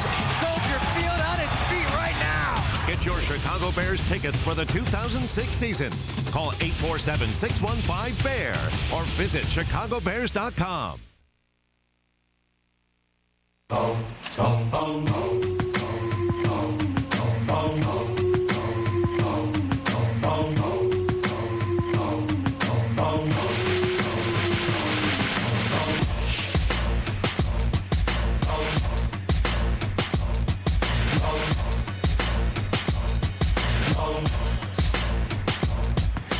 Back at Soldier Field in Chicago, Dick Stockton along with Daryl, Johnston, and Tony Siragusa. The Bears leading the Vikings by a score of 7-3 at halftime. A most unusual game. You don't often see 5 turnovers in an entire game. We have 5 in the first half, and no one took advantage of any of them. How about last week? They played in a game that had 9. This week they've got 5 at halftime. The one thing, if you're a Bears fan, that you got to hope for is when they played the New York Giants, Rex Grossman did not have a good first half. He came back and played well in the second half. We'll have to wait and see if that happens again today. Minnesota, stick with what you're doing. Keep Chester Taylor involved. And when you get those opportunities, whether it's that double move down the sideline to Marcus Robinson, a fumble, you've got to take advantage and get some points off of those. And the Vikings will get the ball first as Robbie Gould prepares to kick off. And Bethel Johnson, who has been part of 2 Super Bowl championship teams with the New England Patriots, is back deep.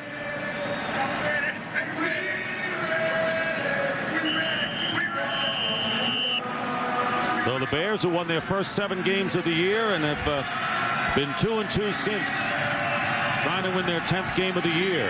And the short kick taken by Bethel Johnson at the 15. And Bethel Johnson, flag thrown from upfield. And Johnson is down at the 30-yard line.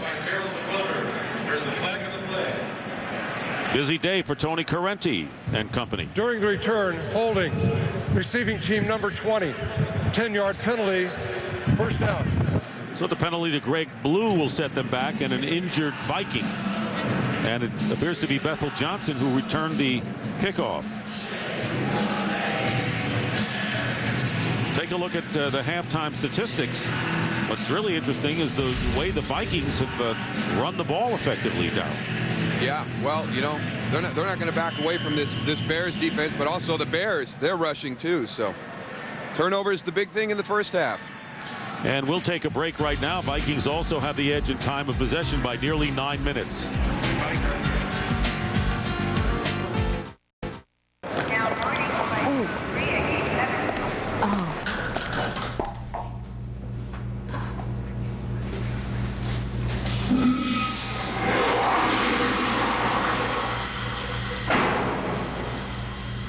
Want to get away? Now you can. With Southwest Airlines Internet specials, you can fly to over 60 destinations nationwide for just $49 to $159. Purchased by December 14th. You are now free to move about the country. Fox NFL Sunday is sponsored by Southwest Airlines, proud sponsor of the NFL and official airline of Super Bowl 41. By Nissan, who invites you to shift the way you move through the world.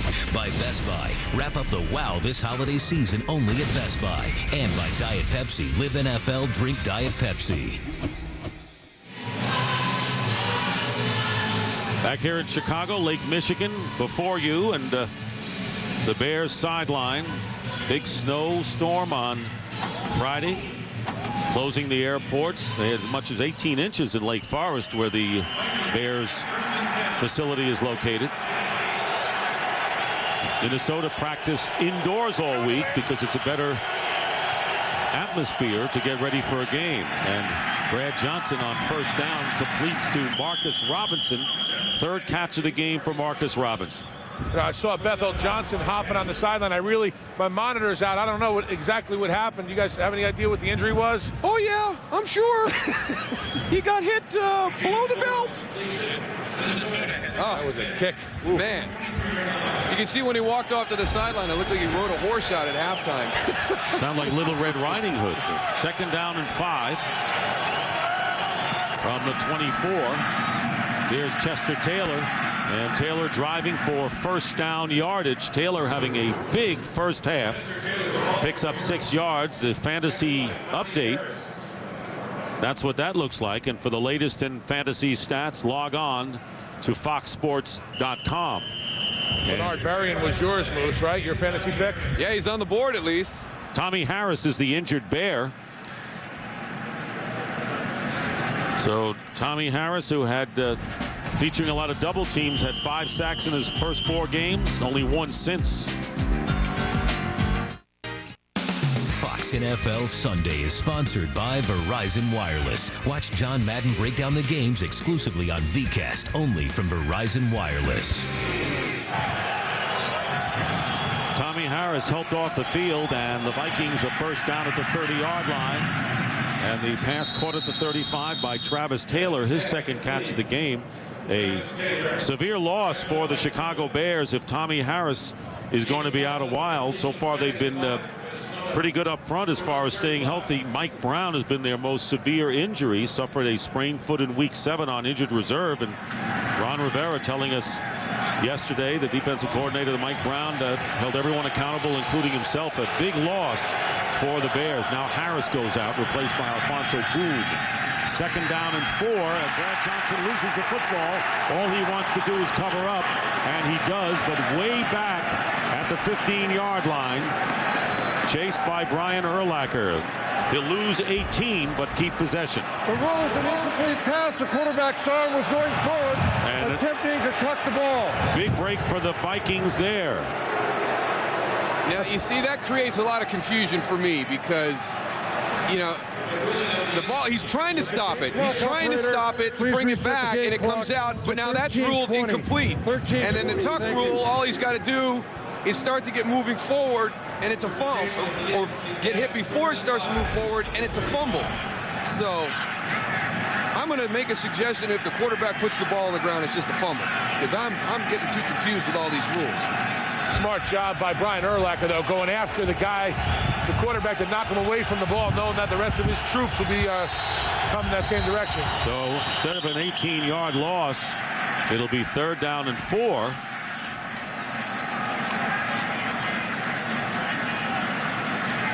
And let's see if Lovie Smith challenges the play. He indicated a timeout to Chicago. Right, could not tell if he had thrown a red flag on the field. Yeah, there it is. If I'm Lovie, I want to know why also. I mean,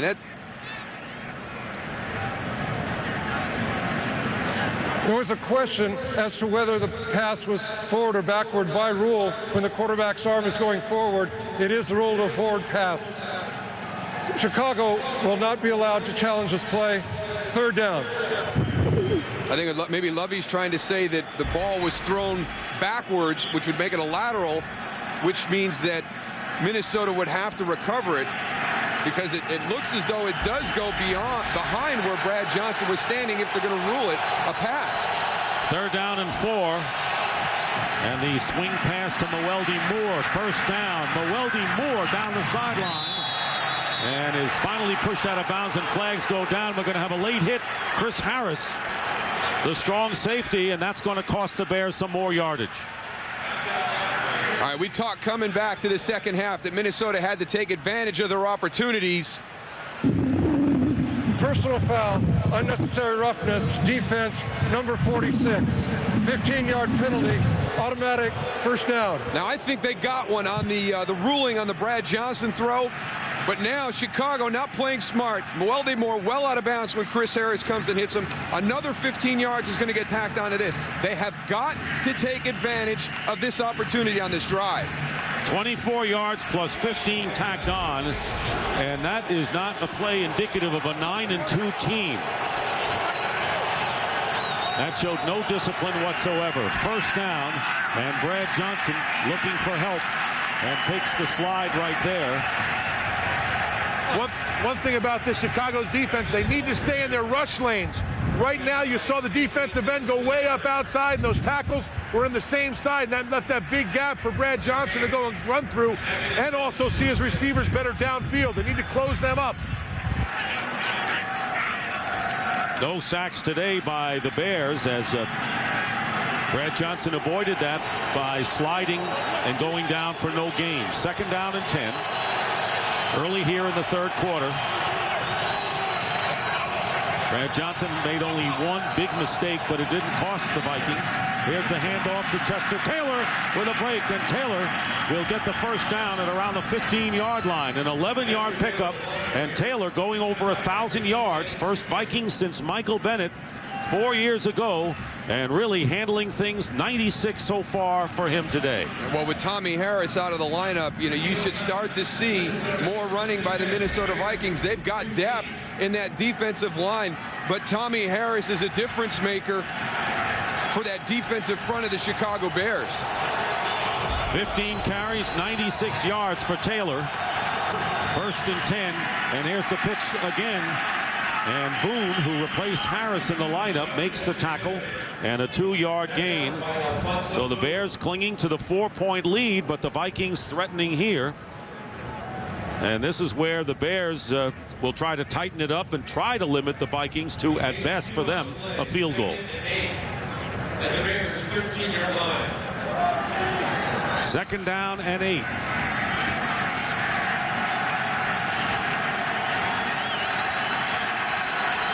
Now, with this wind down here picking up also, those guys should be playing the run twice as much as they did in the first half. 4 wide receivers. They open up the defense. They hand it off to Taylor, but nothing there. And Taylor is stopped by Alfonso Boone and Alex Brown. A 1-yard gain. So it'll be 3rd down and long for the Minnesota. Chester Taylor getting up slow again. Now, after the Arizona game, you know, the injury comes out after a game, and you see certain things that guys might have picked up during the game. And for Chester Taylor, it was overall body soreness. So this guy, he has never been a full-time starter in his career. Everybody's been waiting to see how he would respond late in the season. He's got his first big hurdle to overcome after that game last week, and he's been nicked up a few times today. So Faison is in there now on 3rd down and 7. Theatric Faison in there in the pass. It didn't look like Jim Kleinsaucer was ready for it. Turned around a little late, so 4th down coming up, so the Bears get the job done that way. They don't allow the Vikings to get in the end zone, and now the field goal try coming up for Ryan Longwell. Well, it's not that long of a field goal, but Brian Longwell needs to go and kick it the left upright, because that wind is coming across down there. I know you don't see it in the flags, but it is. This is a 30-yard attempt for Longwell. And Longwell's kick is good, and the Vikings come within 1, so they've had the red zone woes this year, but the second field goal for Longwell brings them to 7-6. Back here at Soldier Field, and there goes Chester Taylor into the locker room. Looked like he had a knee or leg injury, and 99 yards and an average of nearly 6 yards per clip. As a result, the Vikings have rushed for 119 yards against the Bears today. Kicking off now to Devin Hester, who has replaced Rasheed Davis as the kick returner, and dives forward to the 36-yard line, a return of 20 yards. So Rex Grossman and the Bears go on offense. Their lead is 1. Fox NFL Sunday is sponsored by Aragon. December 15th, only in theaters.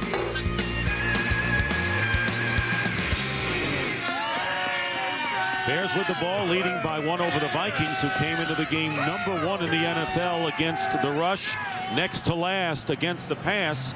The Bears have 12 yards passing yards, 57 on the ground. So the Minnesota defense has played very well outdoors on the road against Chicago. 1st down at the 36.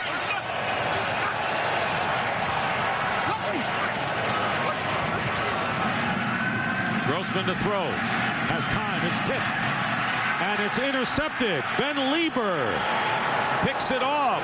So right now, Rex Grossman has as many interceptions thrown as completions. The number is 3. Well, this is just a deflection and a great play by Ben Lieber. It gets tipped inside by Pat Williams, and that's just an athletic play by Ben Lieber. You can't really put that one on Rex Grossman. Those are good plays by defenders. All right, let's send it down to Tony. You know, it did talk to Lovie Smith coming out of the locker room. He did say, you know, talking about Rex's interceptions, he said he has been struggling a little bit with seeing the receivers with the big guys up front. And he wanted to work a little bit more what we saw early in the first quarter. The dashes, the plays where he goes and gets outside the pocket so he has better vision downfield. Meanwhile, the Vikings have the ball on the Bear 46. 1st down, play action, and Brad Johnston has some time, and the ball bounces off a tight end, and I think the Bears have it back. Lance Briggs, defending on the play, comes up with it. It was Jeff Dugan who had the ball wide open, couldn't hold on, and another interception. Jeff Dugan, here he is. He's coming downfield on the in route. Brad Johnston waits for everything to clear. He's got nobody around him. He lets that ball get to his chest and gets beat up by it. And that's just, he's starting to turn and look to go upfield before he secures the catch. If that ball is in the air, those Bear defenders are going to come down with it. Now that Rex Grossman came back out on the field, this crowd is booing right now. I think they want to change. Now you going to get one. They're not going to get one. The handoff is to Thomas Jones, and Jones gets 2 yards on the play. Dwight Smith making the tackle, so it may not have been his fault, but Rex Grossman gets credit for another one. Yeah, but last week it was kind of his accuracy and ball placement that got him into trouble against the Patriots, and he'd kind of turned a corner. He didn't have the bad decisions like he did going back to that Arizona game, but today he did have some bad decisions. An early interception by Napoleon Harris, an opportunity to check that one down, but that last one, I'm not putting that on Rex Grossman. That was a good play by 2 defenders for the Minnesota Vikings. 2nd and 8 at the 38-yard line. And the play is blown dead. Conference of striped officials. Encroachment, defense, number 58. 5-yard penalty. Remains 2nd down. So it'll be 2nd down and a lot shorter now as Napoleon Harris called for encroachment. And the Minnesota Vikings find themselves very much in this game. How about the Bears? 5 turnovers in the first 5 games, 24 in the last 7. And today we have had a slew of them. We have had 7 interceptions overall in this one. 2nd down and 3. Here's Thomas Jones trying to go outside. And Jones close to the 1st down at the 46, chased by the veteran Darren Sharper. That's unbelievable. They are averaging over 3 turnovers per game over the last 7 weeks. I mean, they're very fortunate to be 5-2 during that stretch. If it wasn't for their defense taking the ball back away, I mean, you don't even know what could have happened to them during this run. Well, during the course of a season, teams are going to have their ups and downs, and if they win games when not playing well, that's a big plus. Bears are only 1 for 5 on 3rd down conversions. They need 1 yard here, and they get it. Thomas Jones diving to midfield. Tommy Harris with an injured leg will not be back in the game, and his place was taken by Alfonso Boone. That's a big loss for the Bears, and he was helped off the field, and you just hope he's not going to return today, but you hope he can return this season. Chester Taylor, the injury to him with the ribs, and questionable for his return. 1st down, Chicago. Grossman, and under pressure, had to get rid of it in a hurry. Incomplete to Jason McKee, and they were complaining that Darian Scott might have roughed up Rex Grossman, but no flag. Well, here's the inconsistency in this call. So he didn't flex his muscles and push him to the ground. He didn't drive him to the ground. But that, to me, causes the inconsistency in that call right there. That was worse, in my opinion, than what they flagged Brian Urlacher for early in the game. I agree. Neither one of them are roughing the passer, but that one is worse. If you're going to call one, you have to call the other. Absolutely. 2nd down and 10 from midfield. Jones. And Jones barely gets back to the line of scrimmage thanks to Ben Lieber.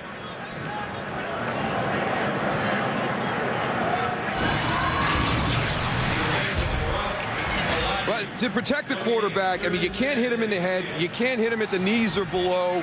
You can't use the crown of your helmet. I agree with all those, but the plays we've seen today, you're bringing in an entirely different area of roughing the passer that I don't agree with. Player safety is one thing, but taking it away, this is a violent game. It's a physical game. I mean, that's what football's about.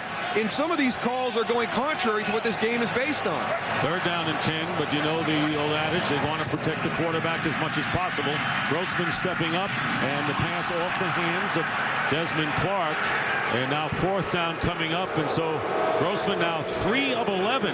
His passing yardage total a meager 22 yards, and 3 interceptions. 4th down, and Brad Maynard on to kick it away. I mean, it wasn't a completion, but I do like that he was looking downfield, Rex Grossman, and then went and looked for his tight end and dumped the ball off. That's a positive as far as I'm concerned. But Weldy Moore back deep for the Vikings. Each team has really taken just 1 shot downfield. The interception that we showed earlier by Winfield. And then Brad Johnson to Marcus Robinson. This punt will be downed at the 22. Just under 7 minutes to go. 3rd quarter. 7-6.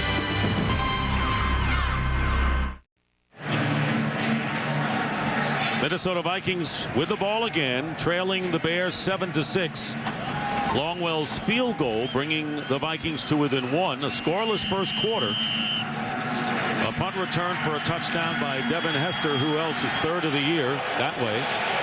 2 field goals by Longwell and a first down on the 23 for Brad Johnston and the Vikings. Siatric Faison now the running back with Chester Taylor in the locker room with a rib injury.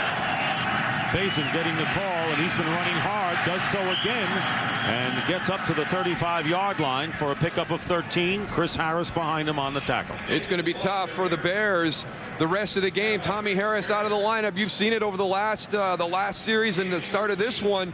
Brad Childress and that offense are going right after the middle of the Bears defense, right where Tommy Harris would be anchoring everything down. And what they're not doing, the defensive line, is penetrating. We talked about it earlier. They're on the line of scrimmage. They're zone blocking up front as offensive linemen, and the defensive linemen are just going with them. You need to go and get upfield and make the back cut and make it easier for the linebacker to know where the back's going. Right now, Ian Scott, who was a starter the first 3 weeks of the year, is in there replacing Tommy Harris. First down at the 35 for Minnesota.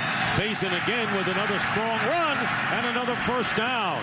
So 2 back-to-back runs by Siatric Faison for 26 yards, doing the job with Taylor shaken up. Well, they bring in a 2 tight end thing, but then they open their formation. Your tight ends are out here. You're forcing your linebackers out to the side. Safety drops down. Look at all the room that Brian Urlacher has to cover. Is the only linebacker in that area. They're coming out in a personnel grouping that shows run. They open up that formation to get people out of the middle, and then they just gash the Bears right in the center of their defense. And it's not just Tommy Harris, because teams have been able to run against the Bears all year. First down at the 48-yard line, and here's Mweldy Moore, and Moore gets yardage. The Vikings, with 145 yards rushing, are the 7th team to gain over 100 yards against the Bears this year. The Steelers did it last year, and then the Panthers. Bears have been vulnerable against the run. Let's go back a play. Look at the 2 interior linemen right here. Both of those guys have their backs turned, shoulders turned. You cannot go and play the run when you turn your shoulders like that. You need to stay square so you can come back into the hole. That's why the cutback's there. That's why they're not stopping this Minnesota's run game. And now 151 yards rushing for the Vikings. Play action. After they're worried about the run, the pass is short, and it was intended for Travis Taylor, defended by Tillman, who tried for the interception. And right now, for a game break, let's go back to Chris Rose in Los Angeles. All right, Dick, the Niners making a comeback in the Bayou. 2 words for you: blown coverage. Alex Smith to Antonio Bryant, his first TD catch in the last 5 games. San Francisco just recovered an onside kick as well, down 4 in the 3rd. Back to Dick, Moose, and Goose.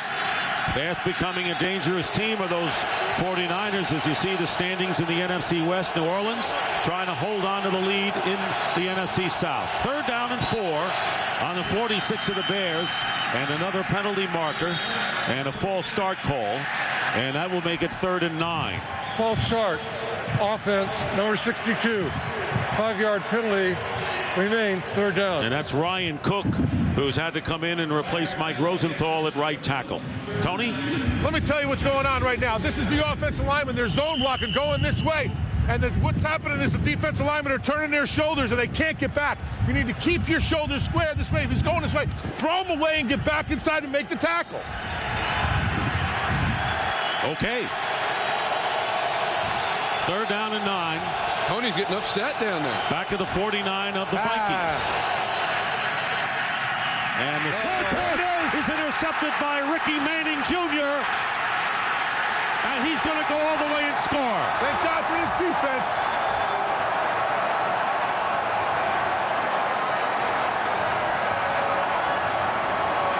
We talked about Brad Johnston being a game manager. He was going to take what the defense gives you. These conditions were going to play in his favor, and that has not been the case today. He has had 2 critical mistakes. This one leads to 7 points. Ricky Manning Jr. is right here. He's just bailing out. He falls right into that slant, and he's gone down the sideline. Ricky Manning Jr., who was suspended last week by the NFL, the former Carolina Panther, and the leader of all NFL nickelbacks. That is his 5th interception of the season.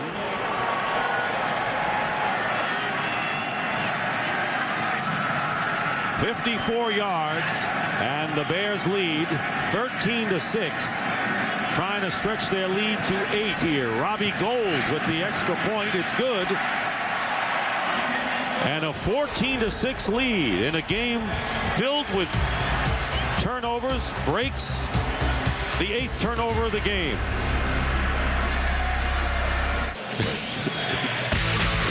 Well, tomorrow night, live at 8, 7 Central, get ready for the 2006 Billboard Music Awards with performances from some of the biggest music stars in the world. It's live from Las Vegas, tomorrow night at 8, 7 Central, only on Fox.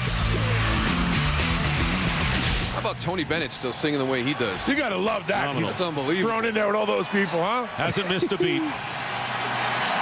Ricky Manning Jr., who scoring his 3rd touchdown of his career, 2 coming on interceptions, 1 on a fumble recovery. Devin Hester with a punt return for a touchdown. So the Bears have been doing it without an offense today. Bethel Johnson, who was shaken up earlier, now back in there to return the kickoff from Robbie Gould. From the 14. Bethel Johnson straight ahead, brings it out to the 33. You talked about the lack of offense today, Dick. Look at that, 78 yards, 0 points. Defense and special teams, you add them together, 173 yards, 14 points. Now, as a team, it's working together in those 3 phases. And if the offense is having a day like they are today, you know, the other guys got to pick it up. But the Chicago Bears cannot rely on this formula. This formula worked fine last year when Kyle Orton was your quarterback and he was holding down the fort. But you've hitched your wagon to Rex Grossman. He had a tremendous September. You got to get back to playing that style. And the Bears are going to be facing Chester Taylor, who's back in the backfield now for the Vikings. Play action. Brad Johnson in trouble and throws another interception. Brian Urlacher. So 38-year-old Brad Johnson is saying to himself, I should know better, throws another careless interception into the hands of Brian Urlacher in the face of a Tank Johnson, pressure in his face. Well, today, Brad Johnson's been a game mismanager. I mean, he's had 3 critical mistakes. I mean, he knows better than anybody that at certain points the play is over. You can't try to make something out of nothing against the Chicago Bears defense. There's too much speed. There's too much pursuit. And it just go down to the ground, take the sack, line up and punt the ball. Those are the things that made his career. Lance Briggs does a nice job of getting in his face. As soon as he saw Lance Briggs coming, he should have got down. Cedric Benson on the carry as the Bears starting from the 33 of Minnesota after yet another turnover and the 3rd interception thrown by Brad Johnson, a 1-yard gain on the play. So Brian Urlacher with his 3rd interception of the season.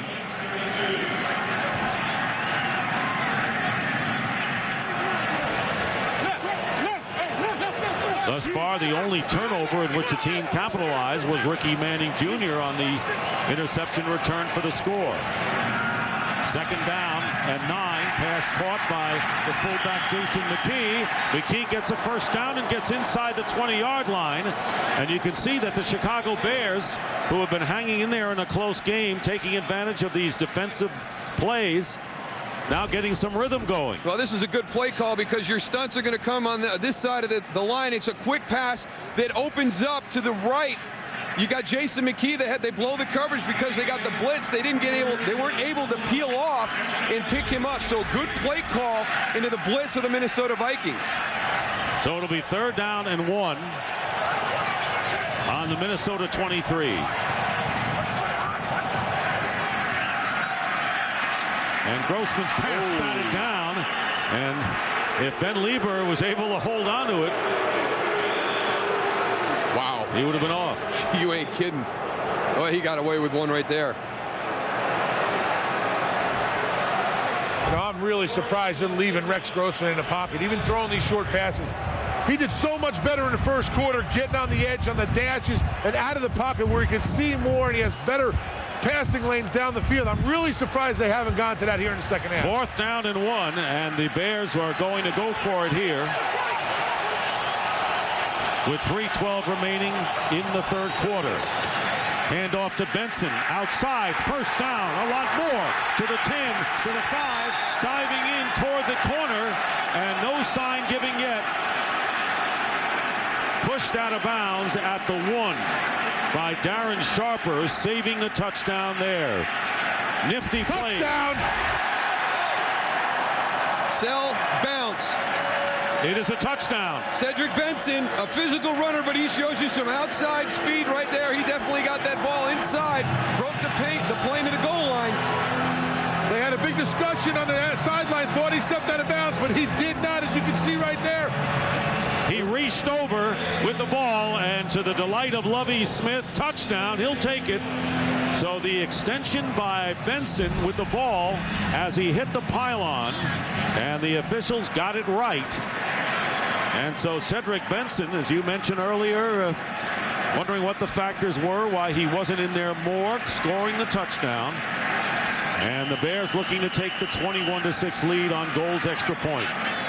24-yard play. And Robbie Gold giving Chicago a 21-6 lead. And have they taken advantage of miscues, interceptions by the Vikings in the last several minutes? Giants and Cowboys, with all that's going on with the Giants, and Tony Romo with a hot hand for the Dallas Cowboys. Huge game coming up next on Fox. Well, this was really, the turnaround in that entire division. I've been a long time since I saw the Dallas Cowboys take the field and play the way they did against the Giants down at Texas Stadium. They never matched their intensity. At the start of that game, though, Tony Romo comes in at halftime. He's gotten that franchise headed in a different direction. He's brought some excitement. They enjoy playing the game now. So, he's even mentioned the fact that, hey, don't forget that was my first opportunity to play. I didn't play well in the second half of that game. So you can talk about how well the Giants played. Just remember that I didn't have my best day.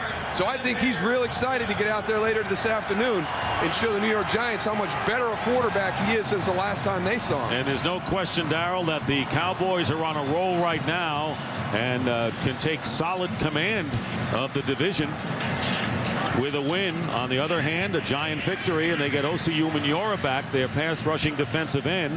They can turn the tables, and they have the tiebreaker edge if they were to win the game. So that's what's at stake, a huge one coming up.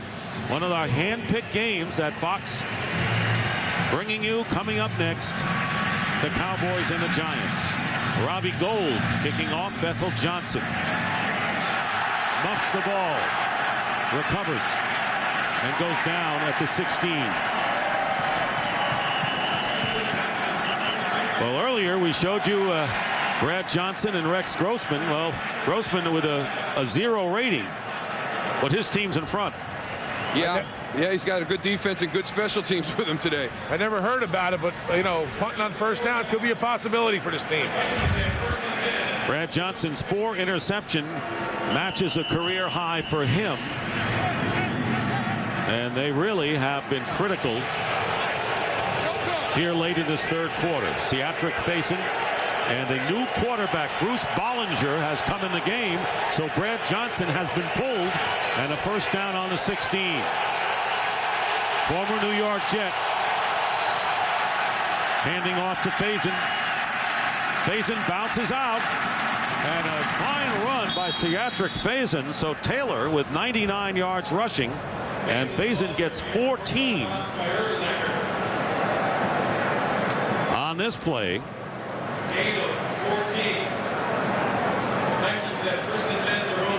Well, everybody talked about last week when the Denver Broncos were playing and Jake Plummer was finishing up that game. Everybody wondered if that was the last pass that Jake Plummer had thrown this season. You wonder if that was the last pass that Brad Johnson's thrown this season for the Vikings. That's a question that's going to be asked for sure. Bollinger in trouble, and down he goes. Couldn't find a receiver, and Tank Johnson gets a sack. They lose 5. And let's check in again with Chris Rose for a game break.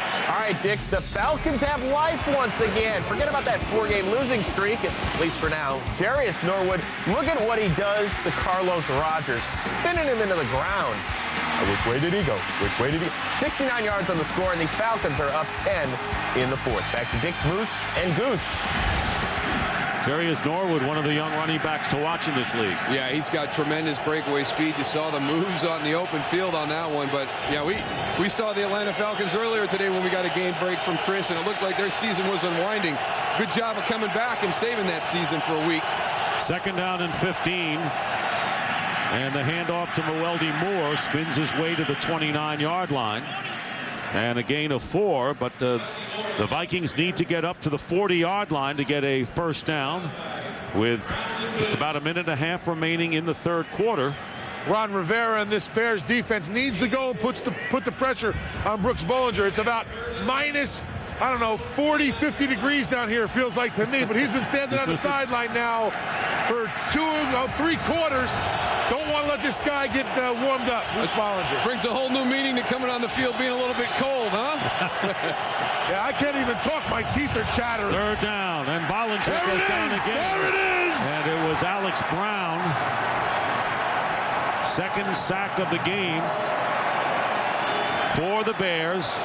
Another loss, this one for 7 yards. Alex Brown, the defensive end, a good change up to his speed up the field. He takes a couple steps. He gets Brian McKinney to open those hips and then breaks right back to the inside. There's no way you could be on the sideline for that long, come out, and be agile enough to move around. I feel like a 2x4 right now on the sideline. Chris Cluey with the kick, and Devin Hester gets by one man, still on his feet. Devin Hester. What an exhibition of running for Devin Hester, the rookie from Miami. 34 seconds to go, and Hester is shaken up. Slow getting up. That was a 25-yard punt return for Hester. And tonight, college football's greatest teams find out who will play in college football's greatest games. There are going to be some surprises. I think we can promise you that. A live primetime special that you can only see on Fox. The All-State BCS Selection Show follows our football coverage tonight on Fox. Hester coming off under his own power, and I'm anxious more than ever now, knowing that we may have some surprises tonight. How it'll all pan out. Meanwhile, Rex Grossman leads the Bears first down on the Viking 35. Cedric Benson on the pitch. And Benson, who's averaged nearly 6 yards per carry, will lose about a yard. Chris Cluey, the punter, he's getting downfield. Brendan Iambadejo just takes a shot at him. You got to do whatever you can on special teams. Yeah. Stick your leg out, trip, do whatever, with anything. I thought he hurt himself right there when he came through that, and he had that little hitch in his giddy up. I thought he might have pulled his hamstring. So good to see Devin Hester go off the field on his own power. 2nd down and 9. Now Benson going in motion, split left.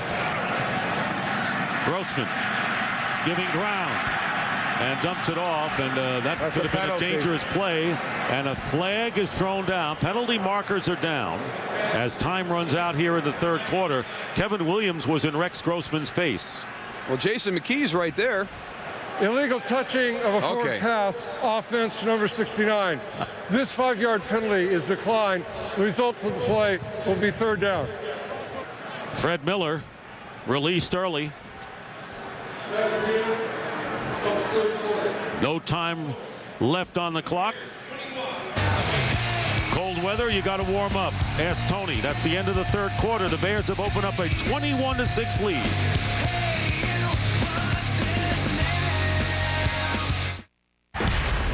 You're watching Fox NFL Sunday. And we start the 4th quarter here at Soldier Field in Chicago. This is Dick Stockton along with Daryl Johnston, Tony Siragusa. The Bears opening up a 21-6 lead. It was 7-6 in the 3rd quarter, and then Brad Johnson threw 3 interceptions in a span of 4 passes with 5:20 remaining.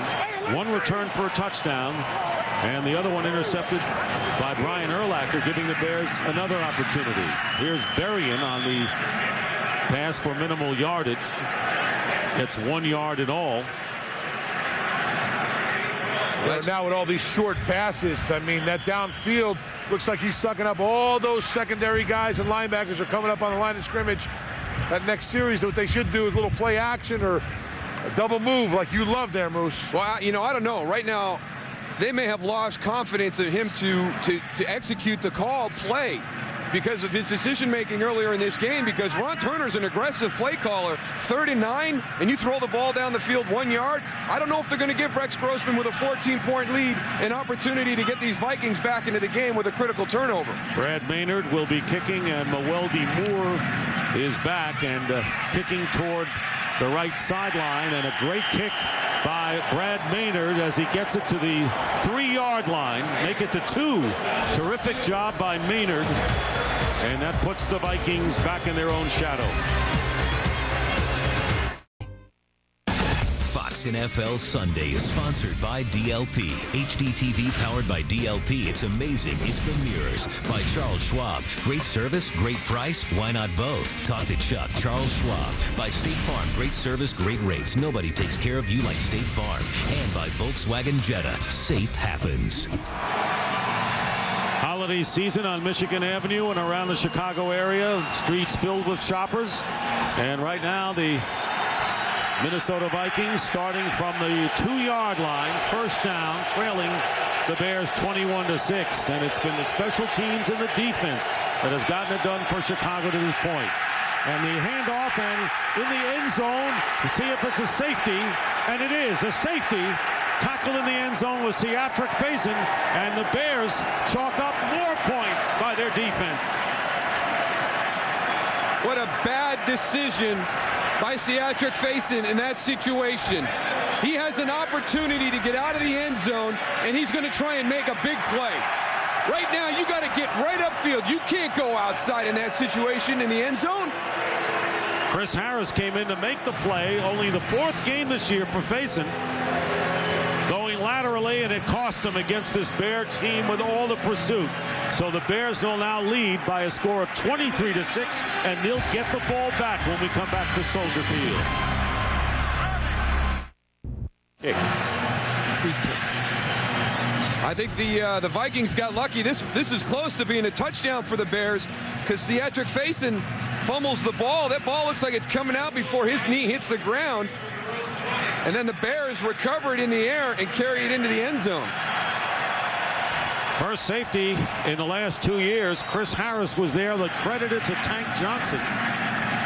Devin Hester on the return of the free kick and brings it into Viking territory to the 48. This Bear team is an inspired team and has been special teams and defense to get it done. 21-yard return of that free kick by Devin Hester. Well, Tuesday at 8, 7 Central, watch the FBI's top negotiators working on and off the streets. Standoff is all new this Tuesday at 8, 7 Central, right here on Fox. Viewer discretion is advised. Well, the Bears on the Viking 49, and Rex Grossman trying to take a shot to Bernard Berrien, and the ball thrown out of bounds.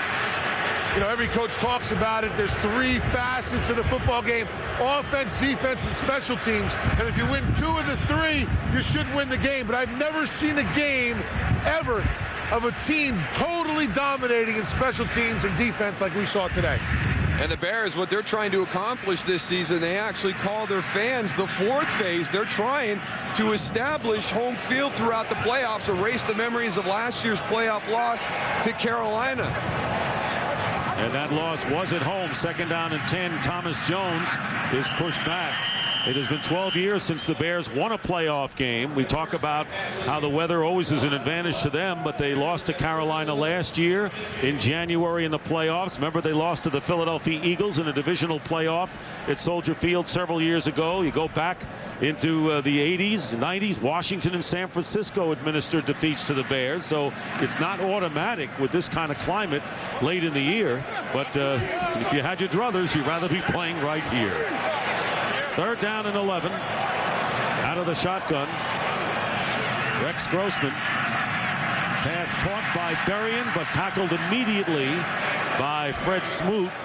Gain of 3. Maybe it's me, but I don't understand this. I think they should just run the ball. This way they go and minimize their turnovers and work on the clock right now. This is just dumb putting the ball up right now in my eyes. Now getting set to kick is Brad May. I'd like to know from you guys before the punt, the decision to go with Bollinger, even though Brad Johnston had his problems. Well, yeah, he had his problems. They have to make a decision. I mean, maybe they're already looking at 2007. This is a huge game for them to stay in the playoff hunt. They've got to find some things out about Brooks Bollinger. Tarvaris Jackson, yeah, he's the third QB. He's inactive today. Had a good preseason, but you know they got to find some things out at that position. Weldy Moore inside the 10-yard line and get good coverage that time for the Bears. Lovie Smith called last week's special teams performance against New England the worst of the year. Bears have turned that around big time. Fox NFL Sunday is sponsored by UPS. What can Brown do for you?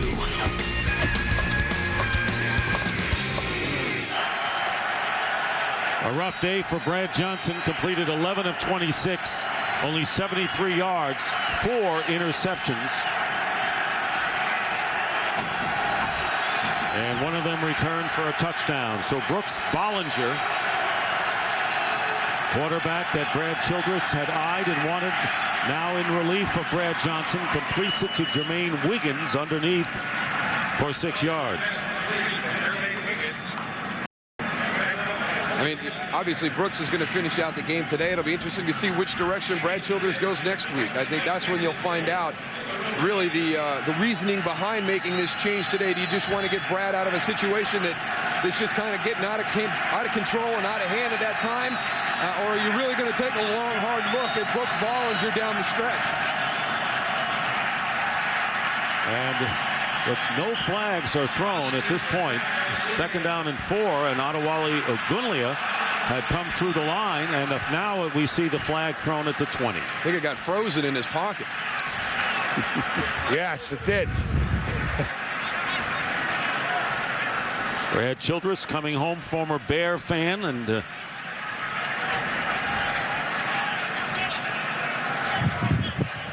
defense unabated to the quarterback.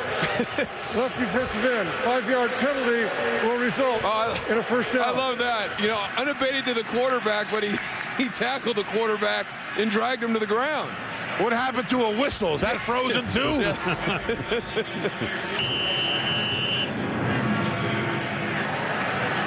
You see movement in that right tackle? Yeah, a little flinch right out here on the tight end. Yeah, they're moving. They might be just shivering right now. I don't think they're moving. They're just shivering. 17 degrees.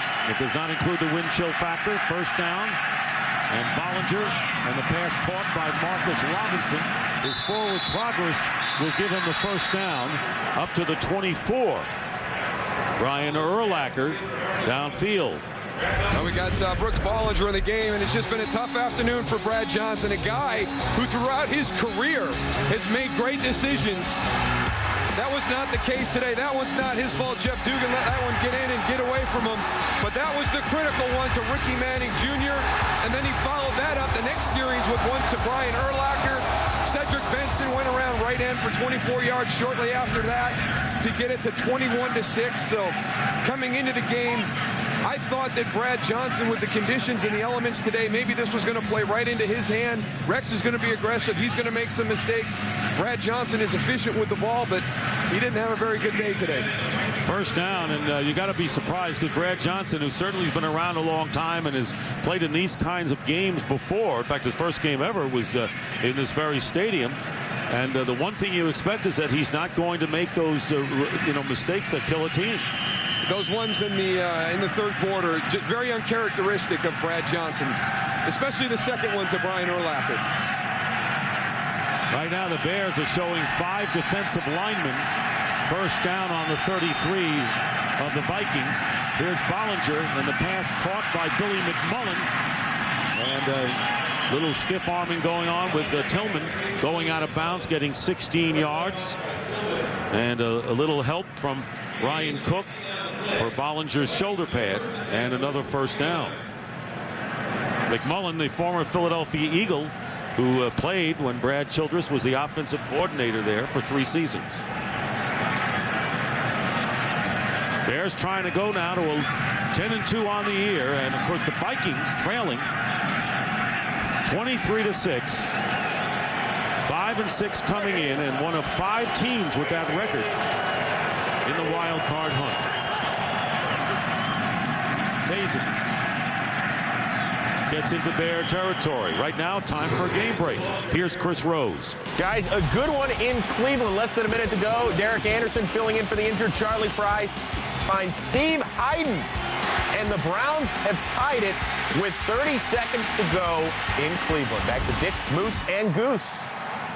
Well, you can't look past anyone, Daryl. No, you can't. I mean, the Cleveland Browns, I mean, you know, sitting at 3-8, Kansas City 7-4, a lot to play for the Kansas City Chiefs. They get Tony Gonzalez back today. Everything seems to be going their way. And Cleveland stretching them. How about the Colts and the Titans tied at 17?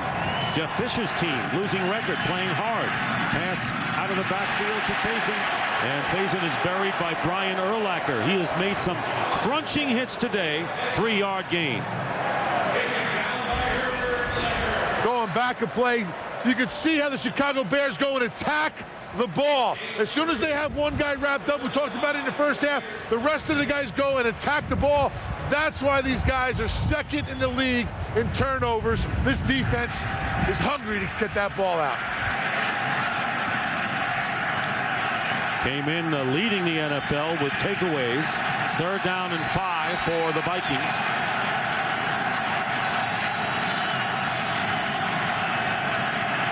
Bollinger swings it out to Mewelde Moore. Mewelde Moore gets the first down. Good bit of running because the Bears really had a shot at him after he caught the pass. Winds up getting 8 yards. Yeah, that was kind of on the back hip, and Mewelde had to make a nice catch and then kind of stumbled as he tried to get directed upfield. And again, just a nice cut. He gets inside Nathan Vasher again and gets enough yards for the first down. You know, the Vikings had a big opportunity when they forced a fumble. Brad Childress' team had the ball in Bear territory to start the game, but since then, not good field position at all. They've started inside their own 20 7 times today. First down at the 38 of Chicago.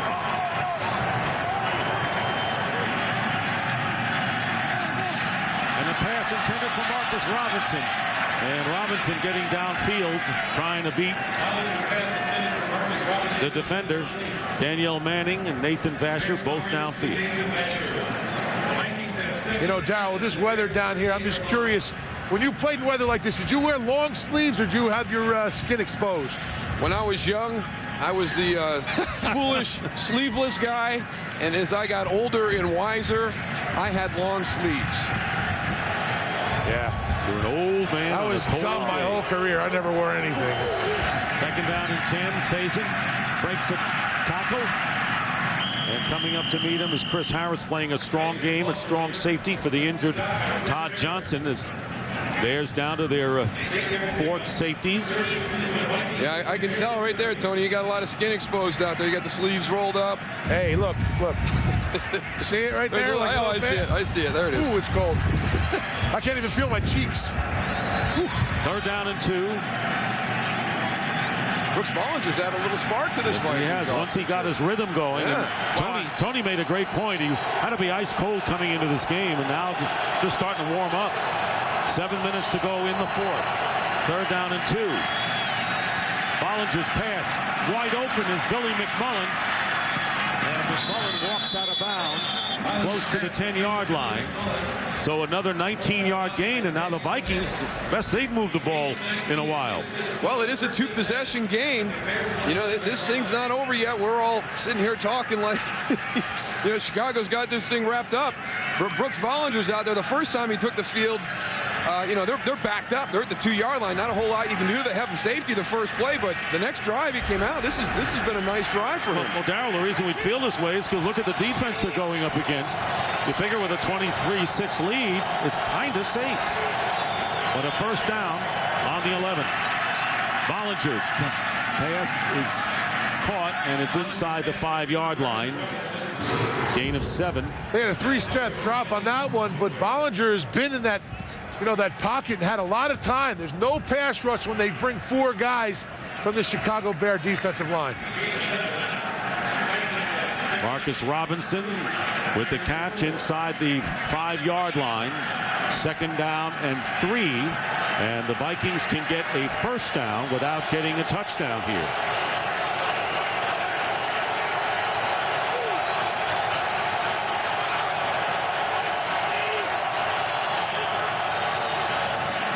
Here's Faison. Touchdown. And the Vikings with their first offensive touchdown of the day. A 4-yard run by Ciatric Faison. Chester Taylor was shaken up earlier. And you start this way and get bent back on the cutback again. Kind of what Tony talked about earlier. Ian Scott's got his shoulders turned. He's kind of just running sideways, and Ciatric Faison is able to cut back in behind him. So, since I can't add, 16 and 6 is actually 22. It was actually a 3-possession game. So now we're at the 2-possession game.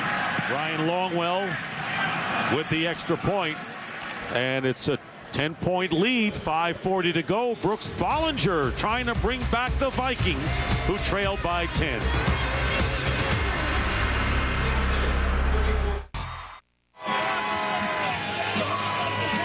5:40 to go in the 4th, and the Bears lead is 23-13 over the Vikings, who just won't go away at this point as Ryan Longwell prepares to kick off.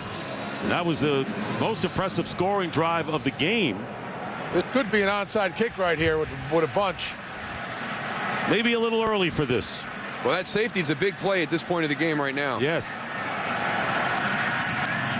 And they try the onside kick, and the Vikings get it. The Minnesota Vikings recover, and it was Greg Blue, and that was textbook onside kick if there ever was. Good call, Tony. Thank you. I appreciate that. A little bit of a surprise element on it. Hey, why not? Nothing's working for you. You have a little bit of momentum there with that offensive drive. Why not come back, try and get the ball, go down the field again with it?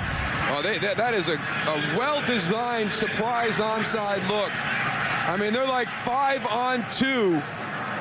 A great kick by Ryan Longwell. Watch, he's going to drive the top of the ball into the ground so you get that nice big Sunday hop.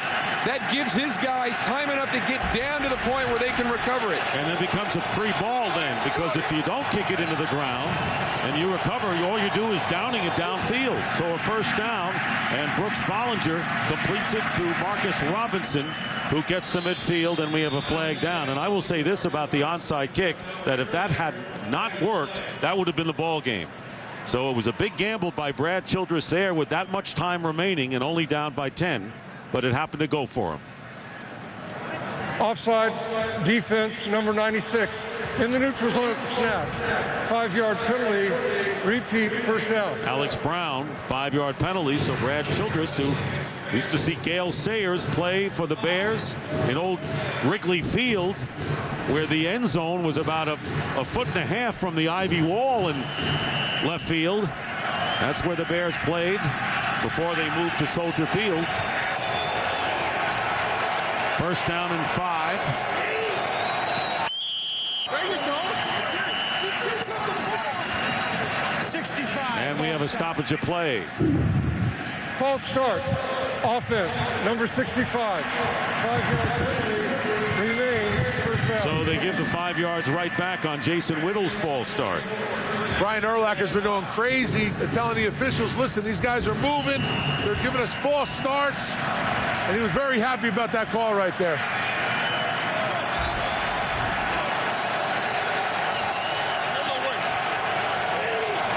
That one was a little obvious, Jason Whittle coming up, but they've been flinching quite a bit. First down, and Ciatric Faison with a nifty run gets within 2 yards of the first down. For another game break, here's Chris Rose in Los Angeles. Guys, it has been a struggle for the Patriots all day, but in the fourth, Corey Dillon punches it in. Then they go for the 2-point try. Tom Brady finds Troy Brown, Mr. Reliable, to tie it at 21, but the Lions just got a turnover. Let's send it back to Dick, Moose, and Goose. Tell you, look at the Browns, look at the Lions and how they're fighting today. Not even mentioning the Titans against the Colts. 2nd down and 2. Bollinger races out of the pocket. He's a lot more mobile than Brad Johnson. And the pass is thrown incomplete. Nathan Vasher went into the locker room with a hamstring injury and will not return. So a tough day for the Bears defense with Tommy Harris. Nathan Vasher, whose place was taken by Ricky Manning Jr., who returned an interception for a score. Well, the Vikings doing a pretty good job against this Bear defense. If you look at 313 total yards, 186 on the ground. That's the most that anyone has rushed against the Bears this year. 3rd and 2, and Brooks Bollinger will call a timeout. It is the first timeout by the Vikings. And we want to tell you, coming up later on, the BCS show, and it's going to be a big one because we've got surprises there. College football's best teams, where will they be playing? You know, you made me answer the question. Let me get your views. Who do you think's going to play Ohio State? I think Michigan will. You think you'll get the rematch? That's what I feel. The computer rankings there was too much separation going into the weekend between Michigan and Florida. Yeah, I think that there was even a chance people had sentiments for Michigan before, and you know, I agree with you. You don't necessarily want to see a rematch on paper. On the other hand, if you're really pitting together the two teams, you know, who in the view of the computers say these are the best two teams in the country battling for the title, I'd have to say those two. I don't know how you go through a 13-game schedule, lose once with the toughest schedule in the country, and can't get into that championship game. And another false start. So, Tony, what's going on with the Vikings with 2 straight false start penalties? Well, they're doing the same thing they've been doing all game, but now they've brought it to their attention, and all that little bit of movement, and you know, the offensive line is pointing out linebackers, and now they're calling those penalties. That's the 10th called against the Vikings today.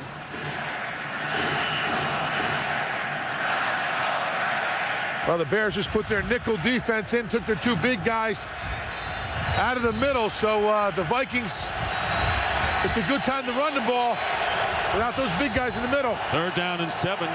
Clock down to 4:25. Bollinger under rush, and down he goes. Adewale Ogunleye. Talk about coming in untouched. That's the 3rd sack of the game for the Bears. And Ogunleye with a loss of 10 yards on the play.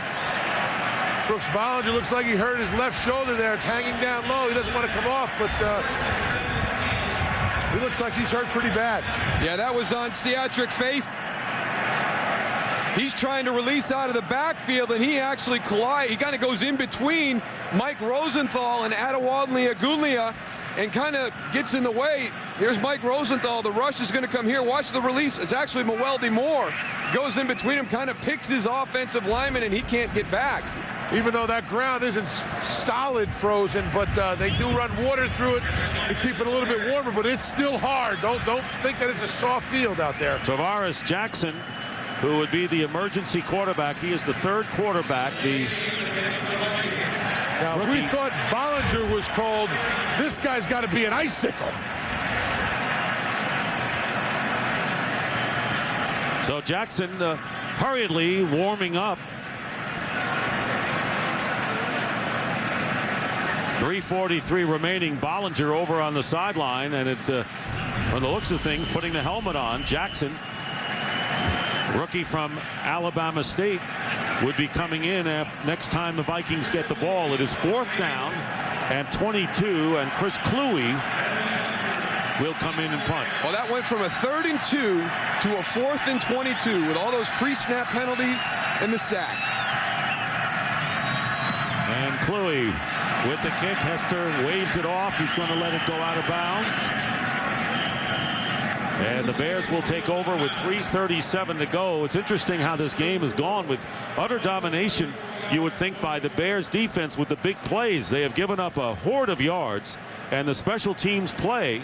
You think this game was a rout, and yet, you know, you're down by 10 There were 5 minutes to go a little while ago, and now you think the Bears are going to run the ball and use up the clock. Well, that onside kick really gave the Minnesota Vikings a chance, but I mean, they sat there in a situation with 3rd and 2, and then with consecutive pre-snap penalties and the sack, they didn't even get themselves a chance to go for it on 4th down. Thomas Jones is pushed back by Kevin Williams, and a loss on the play of about 6 yards.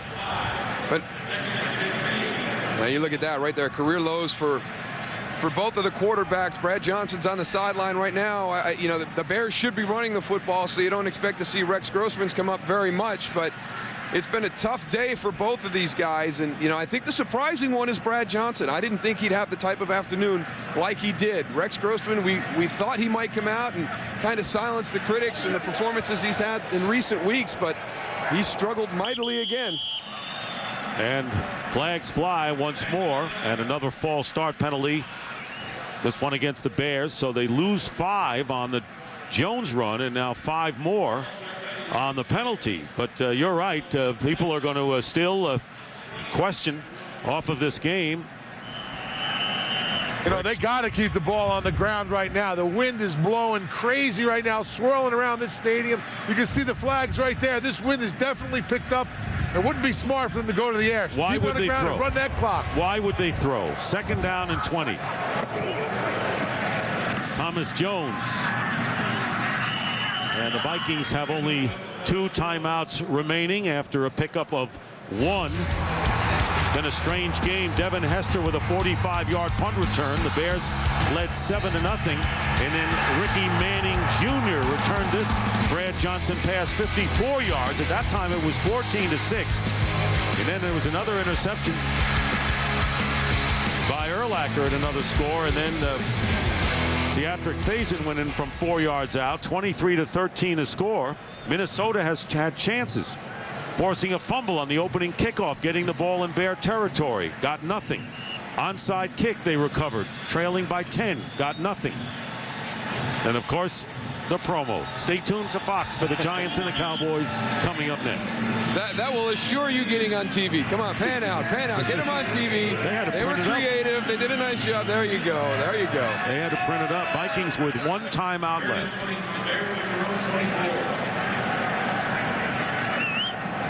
.248 on the clock. Thomas Jones, meager day, 12 carries, 32 yards. Benson, there's the pass. And why would you throw a pass? Why would you throw a pass? I told you, Dick Stockton, keep that ball on the ground. That's a dumb play right there. No, I said they shouldn't pass, Tony. Yeah, I don't understand why you do that. I mean, it's 4th and 19. It's unbelievable, man. You got 2 minutes and 42 seconds left on the game clock. Why go in the air? Run the clock out. And, Tony, the Vikings have only 1 timeout left. You run the ball. Do you guys get that all settled? So, yeah, I'm coming up there in a minute. I'm getting up there. That's right. I'll get him. We both agree. Brad Maynard will kick. Boeldi Moore. Don't do it. Don't do it. Gosh. Flag on the play. They should throw another one on the returner for being stupid. Back on the 20, and the preliminary sign is that there is a penalty against the Bears. Preliminary holding against the Bears. If you're going to go get the ball, go get the ball. Once you hesitate, you got to get out of there. I mean, I can't believe. I mean, you just mentioned Minnesota's had so many chances today, and they haven't been able to capitalize on them. And here they are they're going to give the ball back to Chicago. Okay, you're going to get it? No. Okay, get away. No, I'm going to go get it. No, I really want that. I'm going to go in and get that. Come on, Boeldi. My goodness. Make a decision. Boy, did he get away with one. I'm kind of enjoying all this. All right, what do you think he does on this play, Moose? Well, Maynard will be kicking from practically his goal line. 2:32 to go. What's working against the Vikings, no matter what happens, the fact they only have 1 timeout remaining. Down by 10.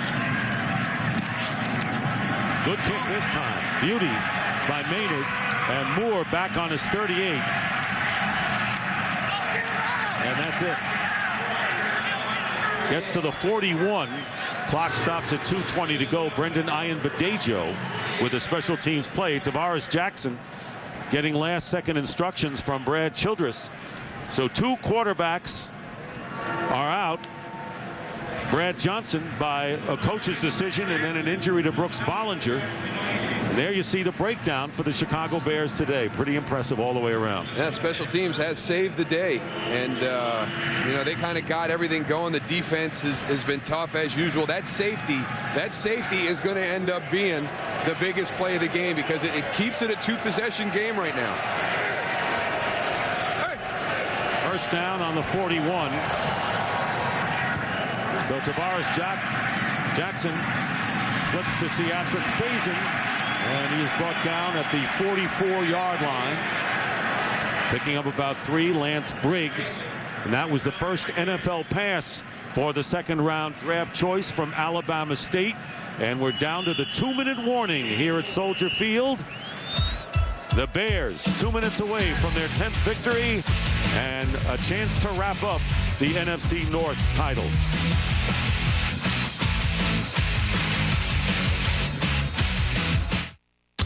Fox NFL Sunday is sponsored by the new AT&T. Your world delivered.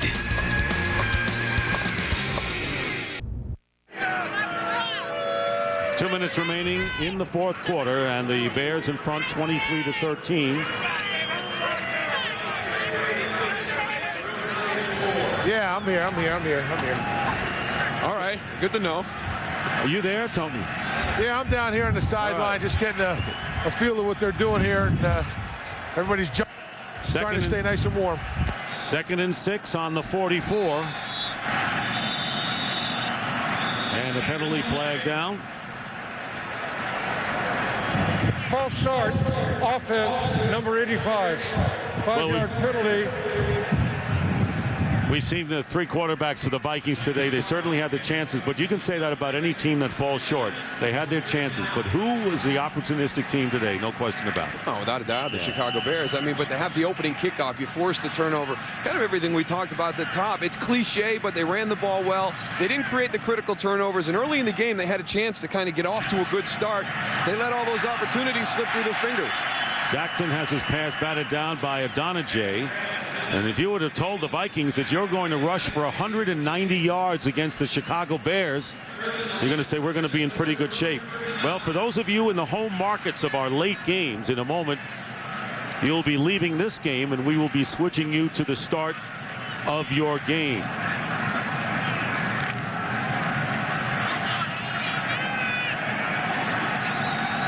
Third down and 11 on the 39. Jackson,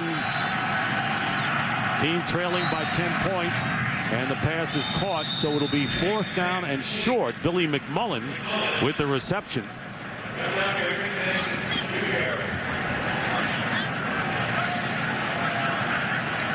Fourth down and 4.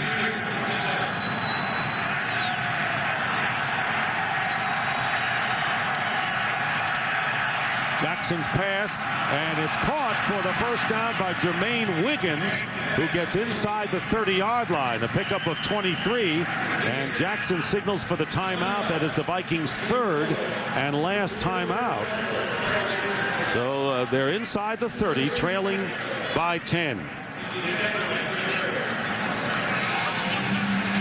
While we have a moment, want to remind you that this game produced by Bob Stenner, directed by Sandy Grossman, the associate director Charles McDonald. The associate producer is Wayne Wilson, the broadcast associate Andy Cavanaugh, sideline producer Eddie Toner, technical producer is Bob Mueller, technical director Joe Abenda. Thanks to our audio supervisor, Pop Lucatoro. The pregame show produced by Scott Ackerson, directed by Bob Levy, the studio technical supervisor Jack Simmons. The senior producer is Bill Brown, and the executive producers of Fox Sports are Ed Gorin and David Hill. Thanks to our spotter, Chris Visser, our statistician, Rick Odioso, plus Elvis, Mike Eldridge, and Bill Cullen in the production truck. Yeah, thanks to everybody on our crew this weekend. It was a disaster trying to get in here. A lot of the guys got in Saturday in the morning, in the afternoon. They worked late last night to provide us the opportunity to even get on air today. So thanks to everybody. Jackson fumbles, and it looks like Hillenmeyer recovers. Let's see. Hillenmeyer recovers the fumble by Jackson, and the Bears put a seal on it right here as players from both teams need to be separated. Well, should it end any other way? Shouldn't it be the Bears defense making a play to seal this game? They've done everything else. Why not? Right? Like Ogunlia had forced Minnesota the turnover. Recovered by Chicago. First down. Just got to get that ball tucked away. They're coming after it. And it's Adewale Ogunlia. He's had a heck of a day. He really got off to a great start, generated a bunch of pressure, became a guy that Minnesota had to deal with all day. And look at that. After last week's 9-turnover game with the New England Patriots. 10 today, the NFL single game high this season. And there you see an elated Bears sideline as Rex Grossman, by the way, 6 of 19 for 34 yards. He threw 3 interceptions. And I know people are going to say, well, can the Bears win with this guy in the postseason and maybe get to the Super Bowl? So that question will continue to be asked as you look at the playoff picture. The Bears clinching the NFC North. They're 10-2 on the year. And Minnesota now 5-7, going to the bottom of the list of those teams in a group outside of the 6. Well, he had an opportunity this afternoon to kind of stop all this discussion that's been going on for the last 3 or 4 weeks, and it's just going to add fuel to the fire. There's going to be more questions. There's going to be more of a call on Monday here in Chicago. But, you know, he played great in the beginning of the season. He's got to get back to that. I think he took a little bit of a step backwards today, because the one thing he was doing, he was making good decisions. Last week it was accuracy and ball placement. Today it was decisions again. Vikings will go to Detroit next week, and the Bears will travel to St. Louis. Schedule is a favorable one the rest of the way for them, as all the Bears do is win these games. 10-2 on the year as the final seconds tick off. So for Daryl Johnston and Tony Siragusa, Dick Stockton saying so long from Chicago. The final score, the Bears 23, the Vikings 13. So long, everybody.